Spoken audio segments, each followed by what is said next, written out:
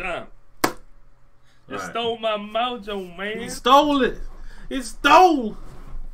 On intro? Yeah, go on. You can handle it, or do you want me to handle it? Alright, you know what? Let's rock, paper, scissors. Rock, paper, scissors. Oh, you're a weirdo! I did. You go shoot. Okay, one more time. Just one, two. Shoot. One paper, scissors, shoot. Okay, cool. What? Rock, paper, scissors, shoot! Rock, paper, scissors, shoot! Yes! Oh! Let's go, baby! Alright, what's up, everybody? It's your boy Sleep, and it's the guy PUG, but you already know I am the apple of your baby mum's eye, aka the bootleg Afro Samurai. Me and the guy PUG over this side, I gotta remember he's over this side, we're here to talk to you guys about what we think the future of gaming is, and we've got a couple of subtopics. Pal, let them know what the subtopics are. Okay. Subtopics. We've got Google Stadia. You know what I'm saying? We've got some DLC issues, or what we believe is wrong with DLC. I also want to talk about microtransactions as well, because I think microtransactions go in there too. And yeah, that's really about it. What else we adding in? We're also adding in talks about Google Stadia, or Stadia, depending on where you're from, depends on how it's pronounced. Yeah, Stadia makes more sense to me in my head also. We're going to talk about Google Stadia, and we also are going to talk about where gaming, we reckon, could potentially head in the future, as in what's going to be the norm. Like, if something would ever beat, but not so much beat, but if something would ever be the replacement for like a console or like a conventional controller, like this, for instance. Like whether it's going to start being stuff where people are going to be able to have like more access to VR and things like that. So we're gonna go into it more eventually in detail. Nitro, you said hey, what's up, man? How you doing? Safe for jumping in the stream. We appreciate you here as always, and we're always ready to hear your feedback on your thoughts on what we're going to talk about today. So yeah. Also, just to let everybody know, on both sides of the stream, we will potentially have like a little comment section segment where we'll actually be able to we'll actually focus on you guys' comments. So if we don't read your comment immediately, don't worry, because we will get around to it eventually. Yeah, no, what, you've covered it pretty well, man. I was just now, because I got Jeremy in the stream. Welcome to the welcome to the stream, Jeremy. Welcome to the stream, Humo. I see you guys, man. I'll read all you lot's comments. Let's just close out this intro. I think we should start off with Google Stadia, personally, because it's the biggest one. Me and Sleep, we have a video to watch. We're going to watch it on our ends of the stream. Yeah, so what we're going to do, we're going to mute each other on each other's things so you can't hear. So there's no feedback. So I'll mute him for a bit. He'll probably mute me, and then we'll be able to think. Yeah. So should we jump into the video now? Let's just... or should we just talk about it a little bit first? Let's just talk about a tiny bit and just say what's up to everybody in the chat first. So you got cool. Nitro in your chat. What's up, Nitro? I see you, man. I got Peck, I got Schumo, I got Jeremy. Welcome everybody into my end too. I've got a couple more lurkers, but nobody's saying nothing, which is fine. Enough. I don't blame you guys. It's fine. Fair enough. It's daunting. I will call you out. Everybody in the discussion, the podcast, the stream, whatever you want to call this thing. Welcome. Thank you for coming by and supporting both of us. I appreciate it. If you haven't already, hit the like button, and of course, anybody that watches this live or in the past broadcast and is new, subscribe to the channels, man. So anyway, let's talk about Google Stadia. Yes. As far as I know, I don't want to go too in depth with the video, will cover most of it, but as far as I know, Google wants to bring out a gaming system, gaming platform, gaming tech, basically, right? Which allows people to play video games, I guess, online? Yes. Right? So, like, not necessarily multiplayer games all the time, but just you have to have internet connection to play. I don't think it's a dedicated system like a Xbox One or a PS4. I think it's all done through the cloud or the airways or the on the line. Yeah, man. So Google's coming out with some new tech. I see in the controller. I think it's real. Yeah. They show it in their because I actually watched I watched the whole thing. Yeah. Okay, cool. So I'm really excited to show you guys what it is. I'm hoping you guys do enjoy the look of it as much as I did, but I haven't fully watched it in detail yet. So I guess we're just gonna have to see what it's all about. See, you want to add anything else? Just want to quick shout. What's up, Jeremy? Safe for saying yo. You said yo. Go. What's good? But yeah. So guys, the video that we're gonna see, it's basically Google Stadia in 5 minutes, because we don't want you guys to have us sort of bounce through the whole long actual presentation of the video. So this thing's gonna condense it into 5 minutes. We're gonna watch it all together, and yeah, we'll then discuss what we've seen and see what we like about it, what we don't like about it, the pros and cons of it, and where we think it could potentially go wrong. So I don't know about you, Pete, but without further ado, I say we should just get into it. Yeah, let's get into it. Let me mute you. Let me slide over here. So I have to hear your voice. You know what I'm saying? Wow, you hear him just cussing me. Alright, cool. This is what we on. Let me quickly just mute the guy. Definitely that. Alright, cool. So, yeah, let's just get into it. I hope you guys can see this. I'm pretty sure you can. Our vision for Stadia is simple. One place for all the ways we play. Imagine you are watching games on YouTube and you discover the latest Assassin's Creed Odyssey trailer on Ubisoft's official channel on YouTube. You will notice the Play Now button. By simply clicking on that button, the player is brought directly into the game in a browser in as quick as 5 seconds. On Stadia, you just need to click on a YouTube video or link, and you can be playing your game instantly.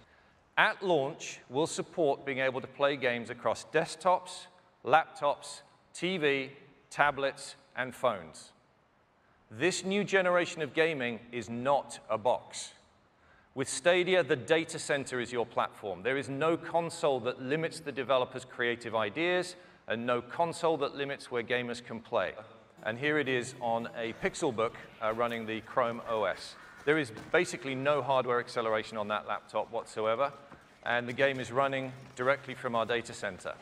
It's then easy and instantaneous to move that same game experience from exactly that moment onto the phone, here on a Pixel 3 XL. And as such, we're also enabling players to use your existing USB controller or mouse and keyboard when playing Stadia on a laptop or PC. But of course, we will have our own controller that has been uniquely designed to enhance the experience for the Stadia player. I'd like to introduce you to the newest member of the Google hardware family, the Stadia controller. This is your gateway to the best of Stadia. It enables you to access the full Stadia experience, and there are many advantages to the Stadia controller. And the first is that it will connect through Wi-Fi directly to the game that is running in the Google data center. The Stadia controller identifies which screen or device you want to play on and links it with your game session running in the cloud, ensuring the highest possible performance and the best experience for players. In addition to the standard functions you'd expect to see on a modern game controller, the Stadia controller features 2 very important new buttons. The capture button is for sharing and saving your game experience back out to YouTube. The gamer can choose to share their experiences starting with a click of this button to themselves, to their friends, or to the world. They are in control. And the second one is the Google Assistant button.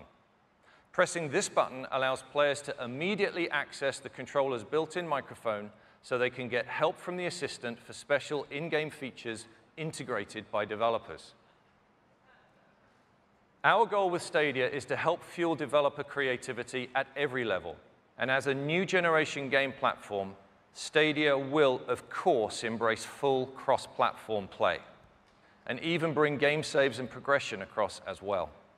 When Stadia launches, we will have increased performance significantly to support resolutions up to 4K at 60 frames per second with HDR and surround sound. And in the future, we'll be able to stream games in up to 8K resolution. With a new technology called State Share, developers can let a player instantly share a playable moment from a game.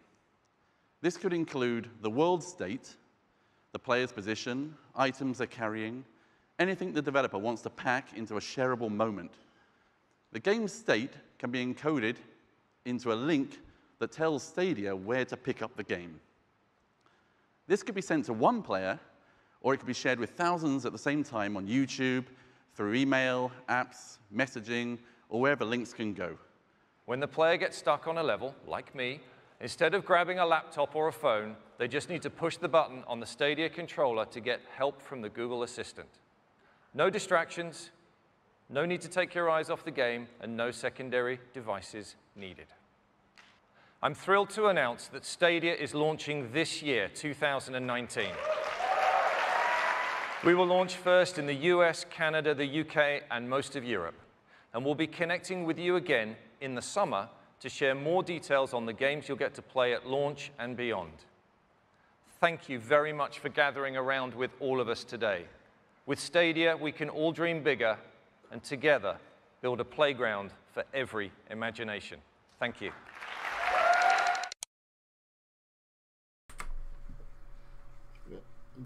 I think I'm back again. Hold up, let me double check. Yes, I am. Boom. All right. There's a new kid on the gaming block.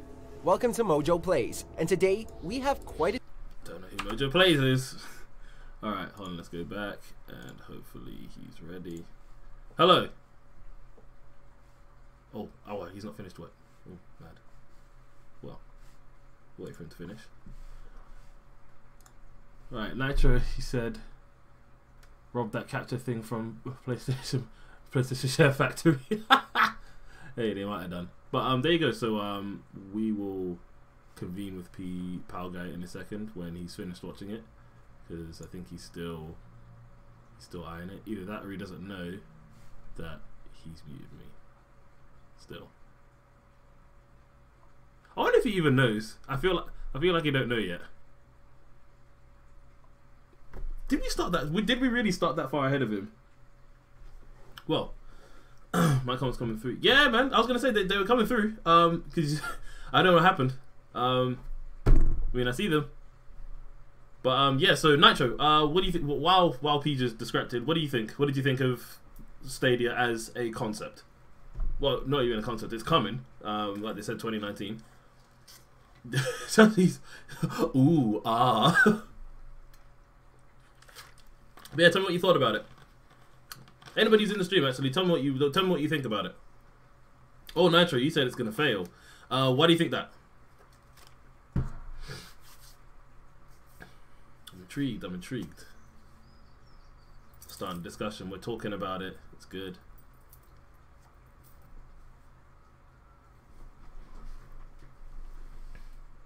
$4K at launch with bad Wi-Fi. I mean, it does depend on. I think it's one of those things that does depend on what type of connection that you have. But 4K is a very big promise. With nah. So okay, so you have zero faith in this completely and entirely. Not even a little bit of faith. No, you'll find out more of my views in a second as we talk about it, but we'll wait to be undeafened by PowellGuy. Alright, I'm back, man. Hello, welcome back. I was just going back and forth with Nitro about it because I think we started a little bit earlier than you, because I started like immediately. I messed up. What did I mess up? I messed up the audio, so okay. I have to do it again. But I gotta set on my stream. Give me a second. You gotta run it back. Make sure the audio is working. Make sure my audio is working and my. Oh yeah, I can hear it. Actually, it's coming through funny. So give me a second. Yeah, no worries. I'll hold it down. Okay. But Nitro, you said you have a little bit of faith. We won't discuss it too much more because we're going to be discussing it in a second once PowellGuy gets to working on his end. And yeah, man, no worries. We're experiencing some technical difficulties. Yeah, I know. It's okay. Okay, everybody on my stream, give me a second. I'm gonna have to restart my stream. Sleep, you stay right there. Alright, I'm chilling right here. You don't go anywhere. I'm right here. You don't go anywhere. We're right here. We're in this together. No High School Musical. no High School Musical. A lie? Just brothers in arms. Right, I think I got it. Let me start again. Anybody else who's in the stream? Anybody who's potentially come from PowellGuy's stream? Because obviously his stream is probably down right now. If you want to leave your thoughts, they'll appear, down there somewhere. Let me know what you think about this, and what you reckon will be the outcome. But Nitro is the first one. He's a man who has very little faith. I'll be right back because the Wi-Fi's being doo-doo. Fair enough, man. We'll see you. We'll see you. I'll see you back here in a second. Where's my hair? Hey, gone? Domo, I see you, man. Give me a second, man. Give me a second. And Schumer, I see you too. You said yeah, you good. Okay, give me a second. I think we're good. I think we're all good now. Okay, I think we're good. I think I'm back. Okay, cool. I think I'm back. Yes, I'm back. I'm back, baby. I'm back again. I'm gonna put my hair up. Right. So, sorry. Yeah. What was Nitro saying? Let's talk about the comments. Yeah. First. Okay. Yeah. So Nitro, throughout the thing, during the thing, he was just like, so he goes, he was saying that the guy who was giving the speech looks clapped. He also said apparently they robbed the capture thing from the PlayStation 4 Share Factory, which is I understand the thought process, but it's fact of Stadia is doing way more with it. Because it's enabling to help people out as well. Whereas the Share Factory is kind of where people just put their like really fun clips, I suppose. Nobody sort of helps anyone out there. And then he said he reckons it's gonna fail because he said 4K at launch with bad Wi-Fi. So I think what he's trying to get at is most consumers probably don't have the Wi-Fi speed to be streaming 4K. Yeah. And then he said he has a little bit of faith, and I think that's still stemming from the whole thing of the 4K thing at launch. And I think it's for him, it's something that he can't really get behind because he just doesn't see it happening. Yeah. What about on your end? If people did get to watch it. Well, to be fair, shout out to Shuma because he helped me sort out my audio. But Dom said he had to jump in. He just jumped in to see this thing about the new console. Mm-hmm. Yeah. So basically, Dom, that's the new console, Google Stadia. And sorry, I'm reading my comments on my phone, people. No, but go for it. And basically, what it's saying is you're going to be able to stream games onto multiple different devices. I feel like it's just Google devices at the moment. For right now, they're pushing it out to Google devices. Yeah, I can imagine. So a Google Pixel, for example, or is it Pixelbook?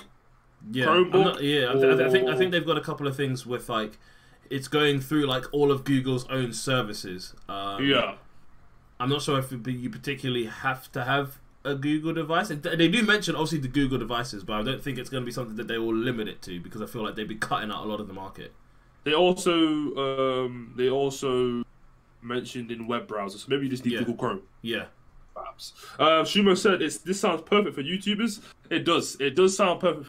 Sounds a bit too good, Schumer. But let's. Schumer said the only thing you need is Chrome. Okay. Cool. Thank you, Schumer. Let's dive into it. So let's deal with you first, man. Because I know you got some things you want to talk about first. So. Okay. So I'm actually going to make it to sort of switch the other foot from what we were talking about previously before we started the stream. Oh, sorry, go on. I was going to say, make one good point and one bad point. I was going to actually start off with a good point. It was like Shima said, it's accessibility. The pure fact that all you basically need is Chrome. And Chrome is free. He said, or a 4K Chromecast. Yeah. TV. So it's one of those things where it's like the whole thing of people are like, oh, really funny about like 1080p like HD TVs and LED TVs, but now that's the norm, and the next thing is going to be 4K TVs. So then everybody's going to have a 4K TV, and then the next thing is going to be like the 8K TVs. So it's one of those things where people will probably hear in 4K and start freaking out, but at some point that's going just like HD TVs now, it's going to be the norm. So eventually that's going to end up being like I said, it's going to be the norm. Everybody's going to have one. So them doing it at launch is pretty good because potentially by that point, depending on when some sales happen and all of that stuff, people are going to be like, okay, cool. Like, I'm game. Like, and they'll be able to run it at its potential at launch if they have it before launch. Depending on when they bring it out. Like they said, 2019, they have... there's no concrete date. I'm even following the Twitter thing and following what they're saying and stuff. They haven't mentioned any release dates yet, but obviously in this thing they said 2019, so we can expect it this year. One bad point is man can hear our ice cream truck. Yo, what's up, Camera Pay Army? Sorry, man. I'll get to your comment properly in a second. But yeah, one bad point is the pure fact that it's all online, which means to me there's more of an air of vulnerability, because say for instance, if we've seen it happen before, DDoS attacks on like PSN or Xbox Live. Shout out to Lizard Squad for that. If they decide to try and come for Google Stadia, their whole operation is shut down. Whereas a console, like now, I'm looking at my PS4, I could still play games even if PSN was down. With how Google Stadia seems to be, I would not be able to play games. If it went down, I wouldn't be able to play games. And there doesn't seem to be an offline thing. So those are my good and bad points. So let's hear your good and bad point. Yeah. So my good thing is, I like the ability to give almost everybody the chance to play the game, right? So it's like I don't have to buy a PS4 and an Xbox and a Nintendo Switch and a PC. I can just buy the one console, and I'm assuming that one console will have, the ability to play the different games, right? Right. As long as it's not exclusive, right? So I don't have to go on my Xbox. If I want to play on my Xbox, they're going to re-download the game on there. It's all on one system. It's all one game. It's all in one area. I'm going to cross over to different territories. So I like that idea. I think that's pretty cool. I like the ability of being able to, I guess, they looked at it, just being able to switch from one dedicated device, which was the Pixel Book at the beginning, and then pause the game, and then flip over to the phone, to then just continue, right? So that looked really, really cool. That was lit. I'm not even going to try that. Right? That was lit. When the people were like, I heard that the video cut it out, but I heard the brief 1 second of people screaming in the back, like, woo! What? No, it's really lit. Bad point, though. It really piggybacks off your point, and it's just the connection. Yeah. I don't think Google are aiming this at everybody, but they are pitching it to everybody. So I really don't think this is going to be that great for people who don't have good internet, or even people who have good internet. I just can't see it being able to support the games that people expect to play or want to play. So that's kind of it. I just want to segue into the next part, because I really want to say more about Google Stadia. My fear for the game is the system is it's not going to run as smooth as some of the online services that are already here. So if you guys are not familiar, we have PlayStation Now, and we have OnLive. I actually spoke to my friend Ben about this OnLive service, where you could literally just play games streaming off the online service, a bit like Google Stadia, just not as in depth. PlayStation Now is another thing where you can just stream the game, and you play the game, and you save the game, and it's all streamed. That hasn't been attacked. It hasn't been DDoSed, I don't think. I don't know any reports of people losing their save data or whatever.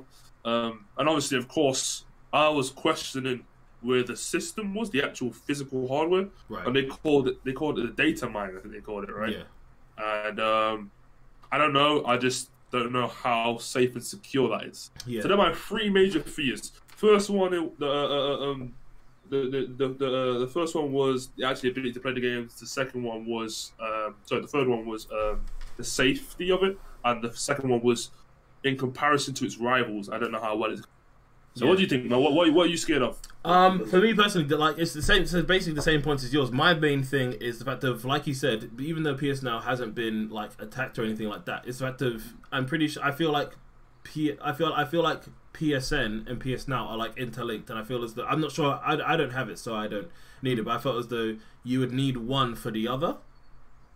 Oh, no, sorry, not 120. So you can have PS Plus on its own or whatever, and that's fine. Yeah, but to get PS Now, you have to have PSN. Yeah. So then obviously when PSN goes down, so does PS Now. Yeah, that's true. Yeah, that's true. So for me, it's just a case of when your whole system is, it's fact of, it sounds really dumb, but like if with PlayStation could still make money because they still have games that are like you're able to play on your own single player. So if something went down for like a moment, then they don't have to worry so much because they still have a whole offline presence. Whereas Stadia doesn't seem to have an offline presence. It seems they are pushing it all online. So, and if something bad was to happen, like God forbid, like somebody managed to send it, I just feel like it's just way more vulnerable because it's all online. I feel as though also that it might not be that good. I feel like it still wouldn't be able to match up despite what they did. What I don't think they showed in that little 5-minute video was all of the companies that are like essentially co-signing it. They're there, and so like Unreal, Visual Studio, a bunch of other games engines and other companies are like co-signing with Google Stadia to be like we want to build stuff exclusively for this as well. But I don't think it's going to be as successful as they might think it is, purely because of the fact of that previous point of there is no offline for it. Well, I'll tell you what, man. They will add an offline to it. I really do. Oh yeah, they have to. I think you're going to have the ability to be able to. Because let me just theorize a little bit. Go on. I think when it comes down to it, let's say they use Assassin's Creed Odyssey, right? Mm-hmm. Let's say you're watching the trailer for Assassin's Creed Odyssey. Right. It gives you the option to play now. I think you can buy the game for £30. Say, right? Buy the game. Excuse me. Once you buy the game, it's added to, I guess, your Stadia library. Right. So every time you then go and watch anything to do with Assassin's Creed, you don't have the ability to just play now, right? That's what I'm assuming. They need to make money somehow, right? So you have to buy the game somehow. So once you have that game, they sold it as if they're going to eliminate the idea of having to download. But I do believe they're going to add the extra feature later on down the line for you to download it onto possibly an offline Stadia. If that makes any sense, right? I understand. I think I understand what you mean. It'll be something that is separate. It'll be the same thing as Stadia, but it'll be as if server number 1 is here, yeah, and this is for online, and then you'll have an offline section. Don't worry about why I have an empty glass bottle in here, but it'll be then an empty, like it'll be another one over here, and they are separate but still linked. Yeah, that's what I believe. That's what I believe, and because the thing is, unfortunately, you don't have the ability to play it offline without Google.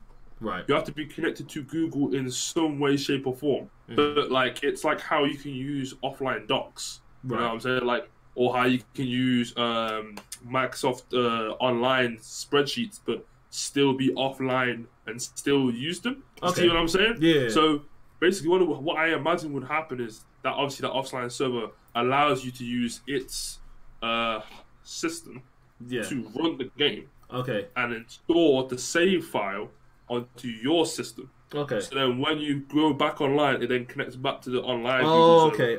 So there's a little bit of. So you're saying it uses a little bit of your machine, very little of your machine, which is basically just where your saves are held, and then the actual game is elsewhere. Yeah, that's how I believe. That's how I believe offline work in case, because I can't imagine it just being purely online. Yeah. Because only for what you just said. Basically. Yeah. Because I was thinking if it would be one of those things where, so obviously if it's on your phone, I feel as though it just wouldn't work. If like the offline idea, I feel as though, because what I thought it would be the same thing how Steam works. Basically, you download it but you'd obviously have to have a gaming machine. So you'd download it onto your PC, but it would always constantly run off of the thing. And if anything were to happen over on Google Stadia's end, you have the game on your PC. But I have that's then the whole thing of. I think that's the whole point that they're trying to move away from. They're not trying to pitch this to people who have these machines. It's supposed to be for somebody who has like a basic laptop, like I don't know, like a Surface, or maybe like a MacBook Air, or whatever. It's for them. And so I do understand what you're going on about with the offline idea, but I still feel as though you couldn't have exactly an offline. You know what I mean? Like, because obviously it's still online. So I mean, obviously they need to have some type of thing where if Stadia was to go down, they need a backup. 100%. They have to have one. Yeah. I don't know. I think you're right. That is the way it's gonna always be. I just don't know if it's for everybody. Right. And can we get into if it's for everybody after we read some comments? Okay, go on. Go through some of your comments. Okay, cool. Right, so I already read earlier that Shumo said this is perfect for YouTubers, which is what I'm going to get into in a second about the target audience. Right. ASG, welcome to the stream, by the way. Same with you, Big Imperial. Thank you, welcome. This is the discussion stream. Me and Sleep, we're just talking about Google Stadia and some other future gaming stuff that we're going to discuss later on. We're having segments where we read the comments. So if you guys do put comments in and we don't reply straight away because we don't want to disrupt the flow of the stream. Right. So, you know, just bear that in mind. ASG said, but if you want a system exclusive, why would you buy their system unless they have great exclusives? The thing is, ASG, the thing is with exclusives, it's like, for example, let's take Xbox, right? The only exclusives I care about are Halo. Some people care about Gears of War. Very little people care about Crackdown. You know, like Recore, I think was one. And what's the other one? There's one more major exclusive. I forgot what Forza.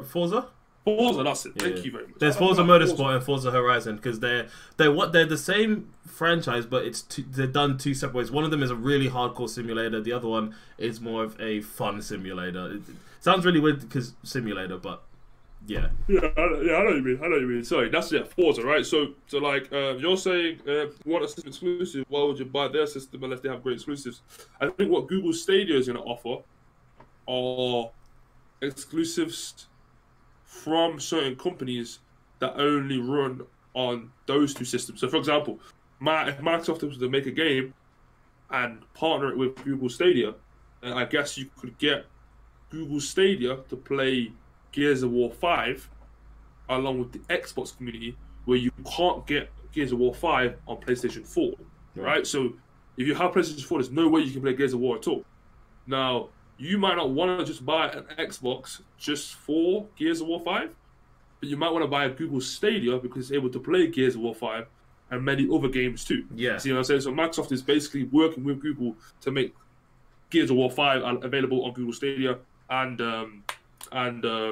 Xbox. Right. That might be the reason why you would want to buy that ASG. Big Comparison says, yo, by the way. Yo, what's up? Yo. Big. And Dom says, I don't think they can compete with Microsoft and Sony, to be honest. I just got a feeling. I don't think they're even trying to. Well, they are, of course, but I don't think that's their number one goal. I'll be clear with you. It's like Nintendo. Nintendo do not try to compete with Microsoft and Sony with the power of their machine. They don't try and be like, oh, we're going to make our system have more RAM, more CPU power, more memory than a PlayStation 4 or Xbox or a PC. They don't do that. Right. They just go, what we're going to do is just make a system do exclusive features that you can't do in any others, which will attract people to want to play. That's the angle I think Stadia is going at, by the way. Right. What's it called? Shima sit in the same production. They announced their own studio to produce exclusives as well. Okay, so their own studio is going to be producing exclusives. That's cool. I don't know any Google games. Doodle Jump? Is that Google game? Doodle Jump? I haven't heard of Doodle Jump in so long. Yo, that's the Doodle Jump. Yeah. I don't know any Google made games. Yeah. I think just a lot of things that are probably on their app store, most likely. Dom said he doesn't know about Stadia, to be honest. It's very early, man. I think it's for certain people. Right, and we'll get into that in a second. Shuma, you said headed up by Jade, someone. Big time Ubisoft EA executive. Okay, so shout outs, they got support by people. What Sleep was saying earlier.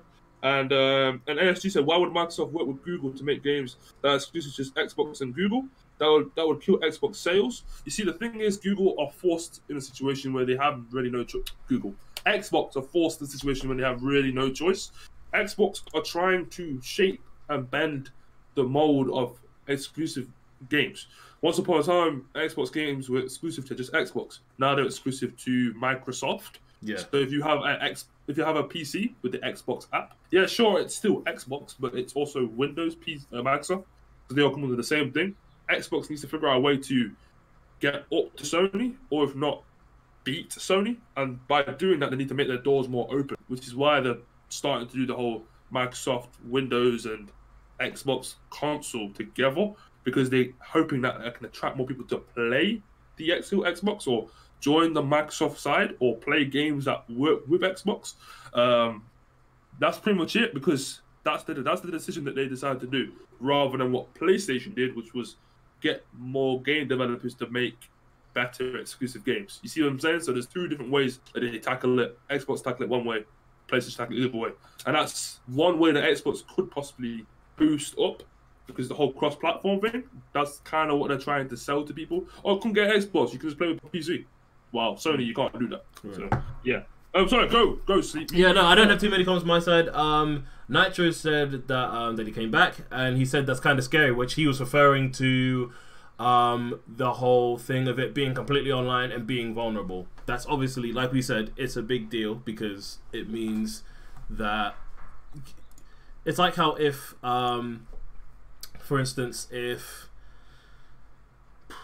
all of our games from our PlayStation were online, and then PSN went down, now I can't play games.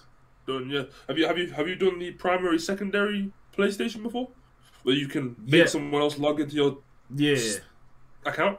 Now, if you do that and you're not the secondary, if you're the secondary player PlayStation 4, you can't play the games unless you're online. Yeah. So like you can't play it at all. Like I can't play most of my game unless I have the disc, unless I'm online. Now, obviously, I'm okay with that risk because I'm always online for the most part. So I mean, I'm okay with that. But Google Stadia, you have no backup. Yeah, you know that's the thing. It's a case of if this doesn't go off, or if something just happened, their whole operation is done. Yeah. He also said before. I think he also said before that he has a little bit of faith, but he does reckon it might fail. I think it's probably potentially due to the points that we were speaking on, personally. But we're not gonna know that until it launches. At least, or at least until we hear more about it. Okay. You want to push into the next topic? No, next topic, but still on Google Stadia. Yeah. So it was to do with I'm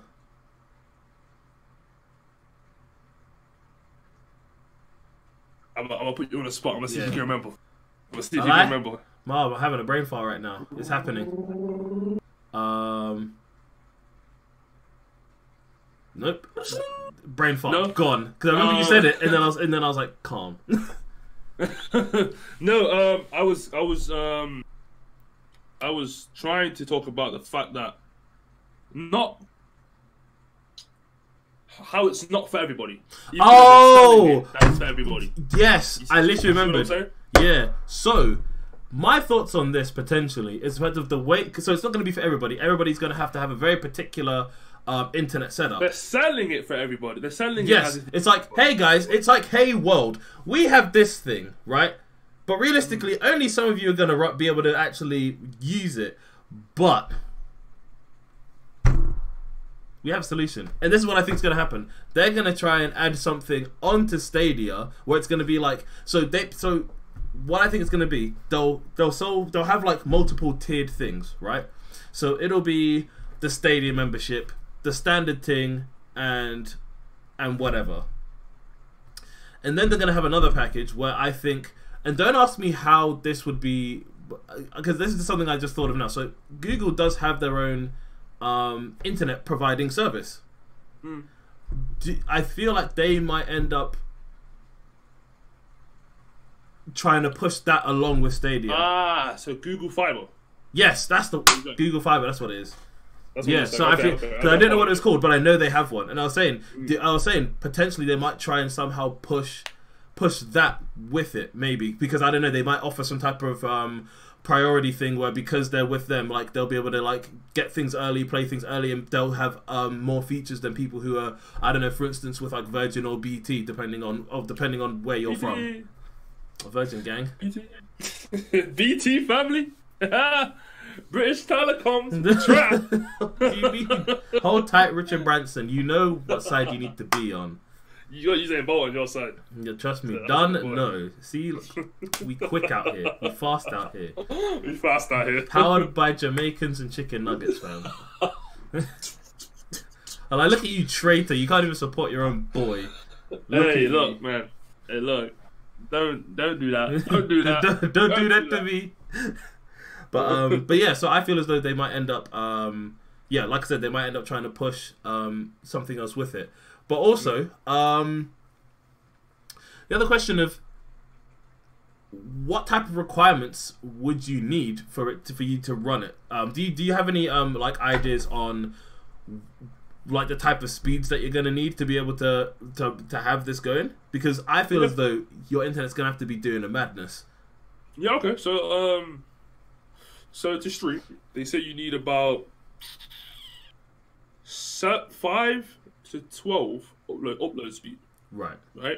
That's your upload speed. Okay. So, the speed of Stadia, or how responsive Stadia will run, will be based on your download speed and your upload speed. Now, a lot of internet service providers talk very heavily about the download speed that you're able to get. You know, they'll say 100 megabytes, or they'll say 50, or they'll say 40, right? But the upload speed is something that gets lost in translation a little bit. The reason why both of them need to work in unison together is because in order for you got to download, in short, you've got to download what you need to be able to play it, and then you've got to upload your inputs to the server for them to read it, right? So when you press the button, based on the speed of your upload speed and your download speed, is how fast it's going to be able to transfer from your machine, your phone, to the data mine in Google, wherever the hell it is. Right. Okay? Right. So if I had to make an estimate, like an educated guess, I would say you would need speeds of live stream. So me and you, for example, would be okay. Right. Google Stadia, probably, I would say 720p, maybe 1080p. You definitely 1080p. Me probably. But the issue comes not necessarily with the how high you can run it, but it's more how long you consistently run it for. Right. I'll give you some examples. Right, go on. When I used to play PlayStation Now, before they made it the offline version where you could download the game, what would happen? I was playing at my university flat, which was terrible internet. You already know this, right? And nice throw. Thank you. And what would happen was you'd be playing the game, and you get the little shit at the top left of your screen. Internet's not sufficient enough. The game would start to jitter. Right. And it would skip frames, and it becomes unplayable, really, right? It's like when you do share play on PlayStation. Right. Okay. So the inputs were already slow. The screen would jitter, and the game will become unplayable. And if the game was so bad, it would just out. Yeah. I'm betting that most of the people that play video games do not have the ability to do Ethernet. So, with it being Wi-Fi, you even add more complications to it. Right. Because a lot of time people's Wi-Fi boxes are downstairs, tucked away in their front room in a corner. All the time. Luckily not for me. Mine is literally there. See, on the other side of that wall. I'm trying to get BT to move mine upstairs. Right. Right. Because I used to run an Ethernet cable through my house. That's not optimal anymore. Now I do Wi-Fi with boosters, and it works okay. It's not perfect, but it works. My point is this. The issue is, it is consistency. It's not the ability to be able to play the game. It's how you can play it for. Can you really play a game of Apex Legends, which is 22 minutes, without stuttering at all? Right. Without any FPS like drops, Now people are playing it. People are playing for 3-4 hours a day. So can you really accommodate it? And the answer to that question really is probably not. Right. People got family. Different people using Ethernet. You're using your phone. Just me. Like, multiple things are going to be connected to your internet. Like, and for you to go around your house and be like, "Hey, everybody, I want to play a game. Can you all just disconnect from Wi-Fi real quick?" People are going to look at you like, "Excuse you? Like, is it you alone who pays for this Wi-Fi?" Just imagine Big Imperial trying to play Google Stadia, bro. Oh my god. Oh, my game's lagging. My game's lagging. My game's lagging. All the time. Just forever. Game's lagging. Oh, Big Imperial would not be able to play. Yo, Google Stadia, you've seen it, but it's not for you, big fella. Brother, man, oh my lord. What do you think, though? What do you think the issue would be? For me, my main concern would be latency because I've had experience with using the PlayStation streaming thing where you can access your console from a different location. So there's one point where Battleborn, we were playing that. It was a group of us, 3 of us. We were playing that, and yeah, it was alright. And we were playing it at one friend's house. So I took my laptop. This is actually before I had a Pro, but took my laptop over, took my controller, took my cable. So did my other friend. We went to his house, and we were playing. And you know what? My only thing is there wasn't crazy amounts of latency, and that's just because me and my other friend, we both have the same I think we both have the same internet, so our internet speed is good. So there wasn't really too much latency that we noticed. There were dips, not gonna lie, there were dips, but for the most part, it was definitely playable. Like 100%, if I happen to be playing an online game, and it was a case, it's a team deathmatch or a free for all, I would get killed first, probably every single time. The only times I probably wouldn't is just because maybe my reaction speeds are just a little bit faster, even with the initial lag anyway. But then I'm thinking about it. I'm like, if everybody's on the same side, then everybody's experiencing that same latency. But then that creates a really weird. That if everybody's lagging, then technically no one's lagging. But you know what? But then it's still weird. You know what I mean?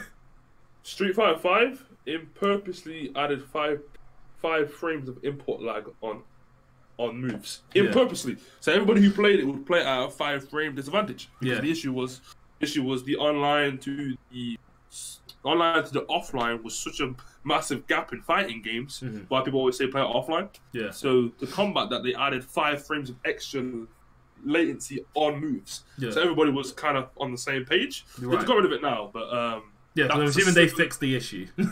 Yeah, that's a similar thing, right? So so for me, like, the pure fact, if I'm playing an online game, even if it doesn't, like, regardless, and this is, I suppose, the greedy consumer in me. Regardless of what it is, I don't want to be going like lagging on frames, because I don't think anybody wants that who plays games. Nobody wants to feel like anything they do is happening even a split second after they initially make the movement, because it doesn't feel nice. It's weird, and right. And I feel as though that for me with Stadia is my main concern: latency and lag, purely because of the fact of I hate both. Like, I hate lag so much. Right. Like, think about it. We jump into Apex. We're in a server where there's stupid amounts of lag. Like, that slow motion. I had a literal slow motion game. Oh my lord! And sweet Christ, it was. Don't get twisted. It was funny. Like, I won't lie, it was hilarious. But imagine that constantly. That's how Big Imperial feels, man. That's how Big Imperial feels.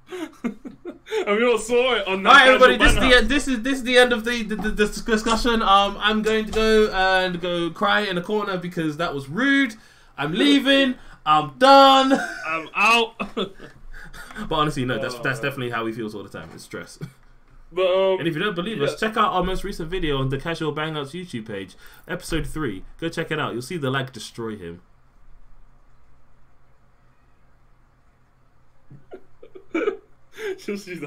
Quick plug. Quick plug. Right. So just wrapping up the target audience. So, let's say you've got casual people who play an hour a day, 2 hours. You've got the not hardcore, but you got more longer got gamers who play for 2 to 4 hours, and then you've got people who play 6 to 8 hours a day, right? Right. I think Stadia accommodates to people who play 1 to 2 hours a day. Okay, Yeah. People who finish a mission on a game, then save it and come off. Right. Okay, I'm personally not one of those people. I'm personally like, we play that game. Can I finish the game in one sitting? Yeah. We play it until I get stuck, right? Right. So I do think Stadia isn't catered for everybody. I think it's trying to get more of a creative, more of a innovative. That word? Innovative. I can't audience, thank you. Right. No, that's cool. I got you. I got you, homie. My pride and my ego down. I'm gonna cry in the car homie. after this shit. I think it's for those guys. I don't think it's for people who are trying to play Call of Duty, Halo, Apex, or I think it's for people who just jump on a game for a quick hour and want to play a bit of a story mode. Right. Or I don't think it's for I don't think it's even for content creators even as such, really, because can you really record using Google Stadia? Is that really optimal to record as well as already using Wi-Fi and online services? It just seems like it's wanting to tax every. It feels like it's too. It almost feels like it's too taxing. And though, but if it does work, if there is something big running whatever's running Stadia, it is big. It's NASA's computer, bro. That's it is. No, what do you mean? It's NASA's computer's father, bruv. Fam, that thing, that thing is big. It's gonna be big. There's no doubt about it. Like, if you don't think it's big, you're fooling yourself. So everybody, my final point to close it off the target audience point before we this. Look at Google Stadia, not necessarily as a console to buy. More so look at it as an accessory, or an extension on your gaming experience. I'll give you an example. VR. VR was sold the same way, or you get a dedicated gaming system where you can play loads of games with VR. But the reality comes to it is that VR, unfortunately, the technology as well as the development around the games is just not quite there yet. Right. So now where you were thinking, oh, let me get a HTC Vive, or Oculus Rift, a PSVR, which I got down on my floor down there. What? On the floor. And we're gonna play everything. We're gonna play Call of Duty. This, like, really, truthfully, it's just an extension, a quick bit of fun for an hour or two before you get motion sickness and you put the shit down for a week. You see what I'm saying? So that's what I think Stadia is gonna be. That's my final take. What about you? Basically, I was gonna say exactly the same, literally the exact same thing. It's an extension on your gaming experience. It's not. Don't think of it as a console replacement, or for it to even replace any of the items that you have gaming. Because I have a Switch. Wouldn't choose a Stadia over it. Got a PS4. Wouldn't choose a Stadia over it. Got the Xbox and PC. Would not choose a Stadia over them, purely because of the fact that these are things where I can play them at any given moment in time. Any given moment, it's fact of with Stadia, something goes wrong, I can't play it. So like Pete says, it's an add-on. It's DLC for your gaming experience. Basically, look at it that way.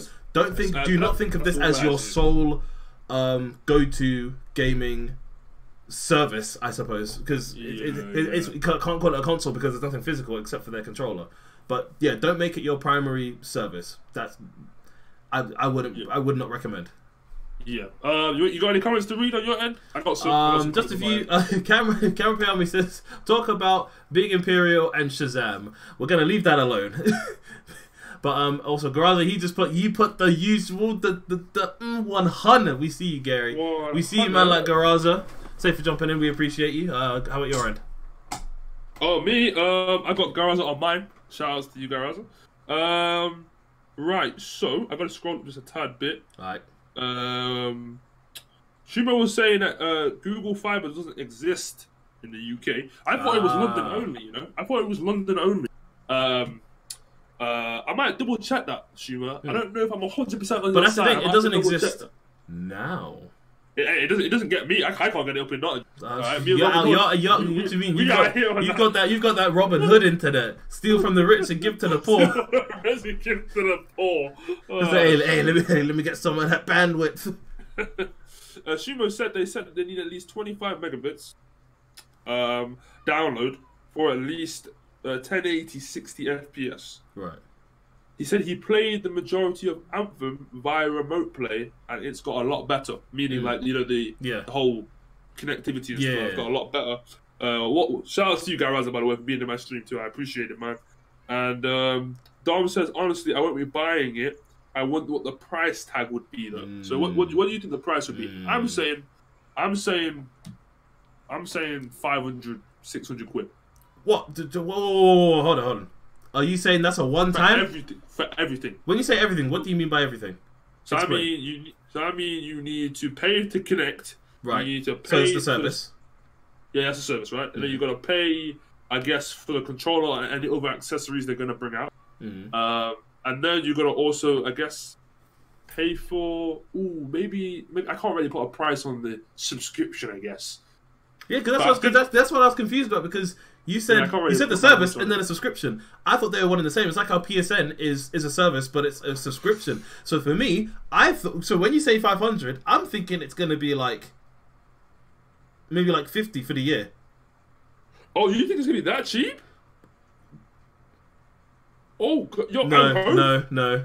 You know what? I wouldn't say 500 for the year, because remember, you don't. It's effective.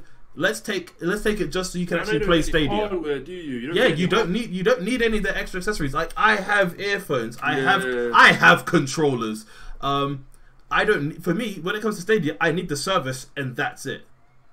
So I don't need nothing else. You know when like the PlayStation bundle. Yeah, you get the game, a little ting with like game, the controller and the power supply. But thinking about it logically, now you said that, because you don't need the hard drive or hardware. Yeah, you're actually right. It ain't gonna be nowhere near the price I said. Yeah. So maybe I feel like I was gonna say maybe 100 for the year. I didn't think about that. Because also but then it's a question of. Are they going to do the same thing as PSN, where they give away games for free? Like some of their smaller because like imagine some of their smaller studios or older games. I feel as though they would give away some for free. Not a lot. But I feel like give away shit. What do you mean? They could 100% afford to do it as well, because hear me out why? Because that would feed into buying the better games that they have available, and you'd be like, okay, let me play this free game, see how it is. You're right. No, you're making sense. I know I'm making sense. But think about it, bro. Google, the only shit that Google makes free, right, is Google Chrome, and that shit sells your information off to freaking China. So that shit ain't even free, bro. Honestly. Actually, yeah, no, that's true, because man like Sumo's been getting hacked. Yeah, bare ads and everything. Like, I saw you went on Amazon. Hey, do you want some? Hey, I see what you've been looking at, and I know what you need. My boy just opens up the coat pocket. I've got what you need. Just watches and puppies and shit like that. Just like, I got you. But no, like, I do feel as though they'll give away some games for free, so people will see what Stadia is capable of, and then based on people's impressions from that, that'll lead into them buying like some of their their fully fledged titles. The stuff that and even some of the stuff that they're getting made just for them. No, that's legit. Let me explain to you why that's legit. Like, to play games on PS4 games, when they come out, people are like, "Oh, yeah, I was waiting for it to come out on PS Plus." Get it on PS Plus. But when you buy a game on PS Plus, if you are really fucking with that game, you're more than likely gonna go spend some microtransactions, or go buy some DLC, right? Or go buy theme or avatar picture, you know what I mean? Right? So make them some money somehow. You're more than likely gonna do that, right? Yeah, 100%. Yeah, so because like think about it, it'll be the same thing. Like if they happen to have Apex Legends on there, right? And if it runs good, people would be like, "Cool, let me sling some money that way." Because also, I'm telling you, there will be games that are on there for free, and then there will be a lot of time. Because imagine, right? Imagine this. Here's one thing: if Google Stadia did this, if Google Stadia did this, I would definitely buy like a month subscription just for the throwback, right? And this is if they pulled this off. Imagine if they were like kicking old school, right? Imagine if they had like a couple of really old games, so like some of the old Metal Gear Solids. Some of the some like Prince of Persia. Now imagine because it isn't on the market yet, and it's coming out in this year, 2019, right? Could you imagine if they brought out a remaster of Modern Warfare 2, online and all? Google Stadia people will be like, I'm on it. Man. No, but I'm not saying they're gonna do it. But if they did it, don't try and act like their sales wouldn't go up. People have been asking for a remaster for Modern Warfare 2 since like Modern Warfare remaster came out. You know what I'm afraid of though? Go on. I'm afraid it's not going to have any multiplayer, bro. What you reckon it's going to be a single player format type thing? Yeah, because I just look at it and I'm like, how are you able to cope with all of this? Yeah, and also the way they describe with the features, you know, the Google Assistant and the screenshotting and being able to timestamp and share your information, share your screenshots and stuff. I'm thinking like that is talking solely on the ability to be able to be online and access a game. That's single player. Single player game. You know, they used Tomb Raider and they used Assassin's Creed. Yeah. They didn't show off any online multiplayer games. Or any online matchmaking features. Right. You know what I'm saying? So they didn't even talk about like how it's gonna do peer-to-peer connections, or how it's gonna do, you know, how you're gonna connect to another server. So how that data mine server system is gonna connect to Street Fighter server in the UK. You know what I mean? Like it didn't talk about any of that. So I'm afraid that it's gonna be just single player games. But then again, though, I need to have a look at some of the companies, because the companies will determine what's going to be on there. Right? Because I saw Unreal on there, and it's got to have some multiplayer. It's got to have some multiplayer because almost Unreal Tournament, the Gears series. Yeah, almost every other Unreal Engine made game is always online. Right. Almost every single one. Right. I don't know any single player once. So, you're right. You're right. All right, then let's. Before we get into our next segment, we're gonna have a little break. I need a pee. I won't lie. I filled my bladder. So everybody on my end who's watching, I guess I will just be right back.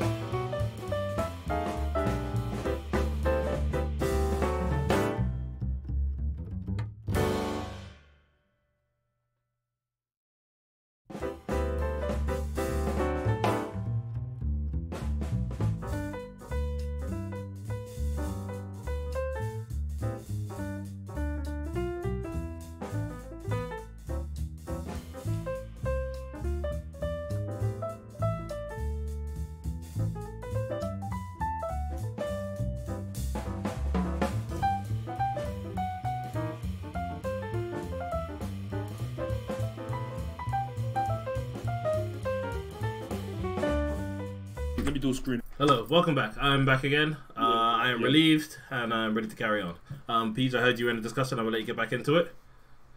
Yeah, cool. I was just talking about Google Stadia. I basically, Dom asked me would I be able to play Xbox and PlayStation games, right? And I said potentially yes, because they showed Assassin's Creed Odyssey and they showed Tomb Raider. Both of those games are on both of those systems. Right. However, though,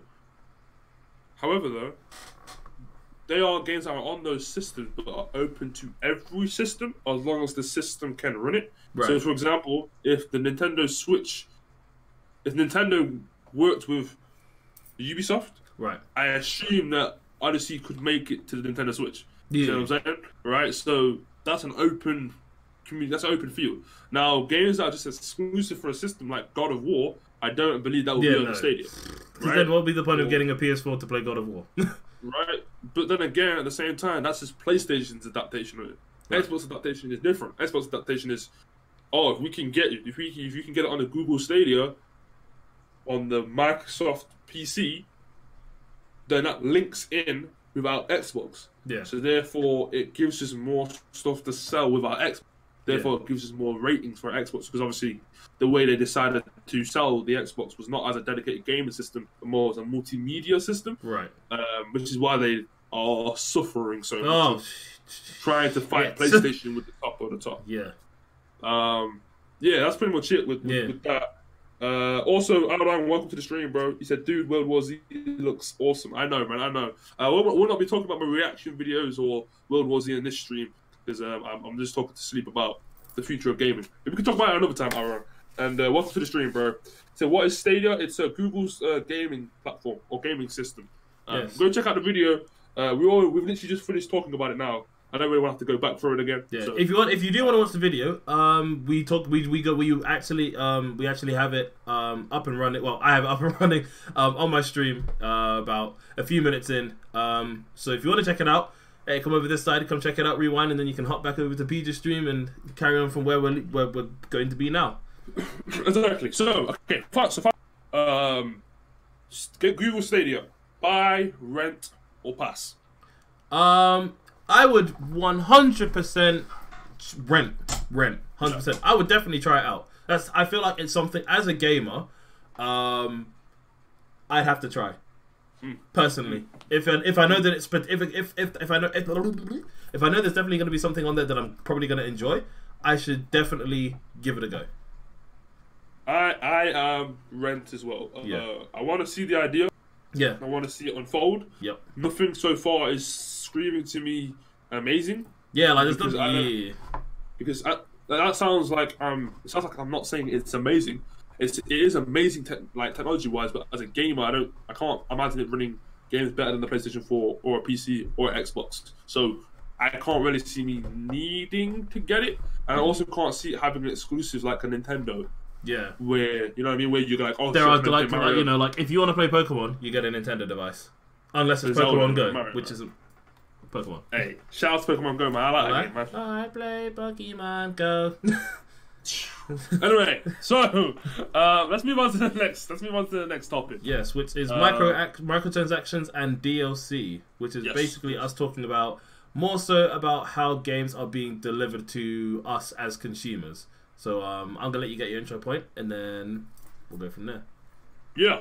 So Dom says rent. By the way, he said he would rent. Yep. We'll stay there. Looks like we are a full casual bang up community of just very smart people. You know why I say that? Just a little nitpick. Because Dom was not sold on it. Fair. At the beginning, and now we've finished that hour talk. He is now switched from not getting it to possibly renting it. Hey! So we kind of converted him a little, just a tiny bit. Hey, you know what? Hey, that's a victory. We've got people thinking. Real quick as well. Roman Reigns, safe for jumping in the stream. I appreciate you. This is PowellGuy over here. PowellGuyGaming. Make sure you guys subscribe to him. If you're not subscribed, because I think you're new here. I'm not 100% sure, but I think you might be new here. You said, "What is the future of gaming?" Then screamed out PS5. Hey, we're gonna talk about the future of gaming in a second. For right now, we're gonna get to it. We're talking about what's here now, that's coming in the future. We're talking about what we're receiving now, and then we're gonna go into what is going to happen hopefully in the future. So if you stick around, make sure you comment, because we want to hear your thoughts. Everybody here wants to hear people's thoughts, so we want to go back and forth with everyone. So anytime you have a comment, slap it in. It'll come down below there. I'm gonna see it. I may not read it immediately. Just to let you all know, just reiterating for anybody who's new here, if we don't get to your comments, we will get to them eventually. We just want to be able to get through our segment, get through what we're talking about, and we will have multiple points where we will talk about you guys' inputs and say how we feel about it, and gives an opportunity for other people to go off of that as well.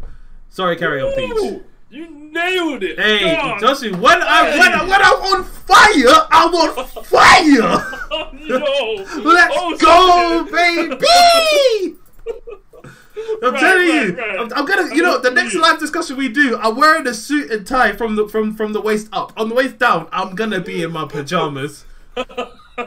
I'm so serious. I'm so serious. You nailed that, man. You nailed that. That was fun. Right. But carry on.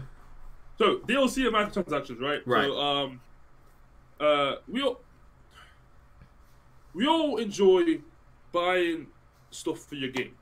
Additions, and we all don't mind supporting your company or the game developers by spending a bit of extra money, a bit of extra cash, buy some in-game currency or get a skin or something like that.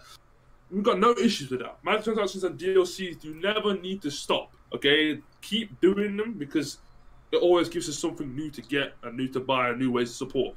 Like, for example, Overwatch had that breast cancer skin for Mercy, I believe it was. Right, stuff like that, or like Dead by Daylight has charity case skins and stuff where I think when you buy them, some of the money goes to charity. So we all love that shit, right? That's not yeah, we're not taking a dig at that. Real quick, just before we carry on, just because this is VIP. Big Imperial said his mom said hi. What's up, Mrs. Imperial? How you doing? Mrs. Imperial, how you doing? I hope you're having a good day. Yeah. And yes, stay blessed.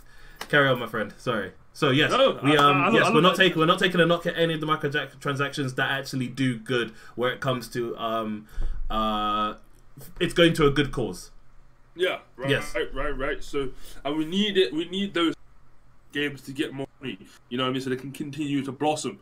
Apex would never be Apex today if they didn't see the value of making the game free and bringing out the microtransactions down the line. They would never ever have built the game because they would have thought that's no investment, so they would have never ever made the game that way, right? So that type of stuff, you need that. Now then, with all that being said, let's get to the butt. Often people say nothing matters until you get to the butt. Right. To the butt. A butt. Right, so let them know. The problem is some games take the piss.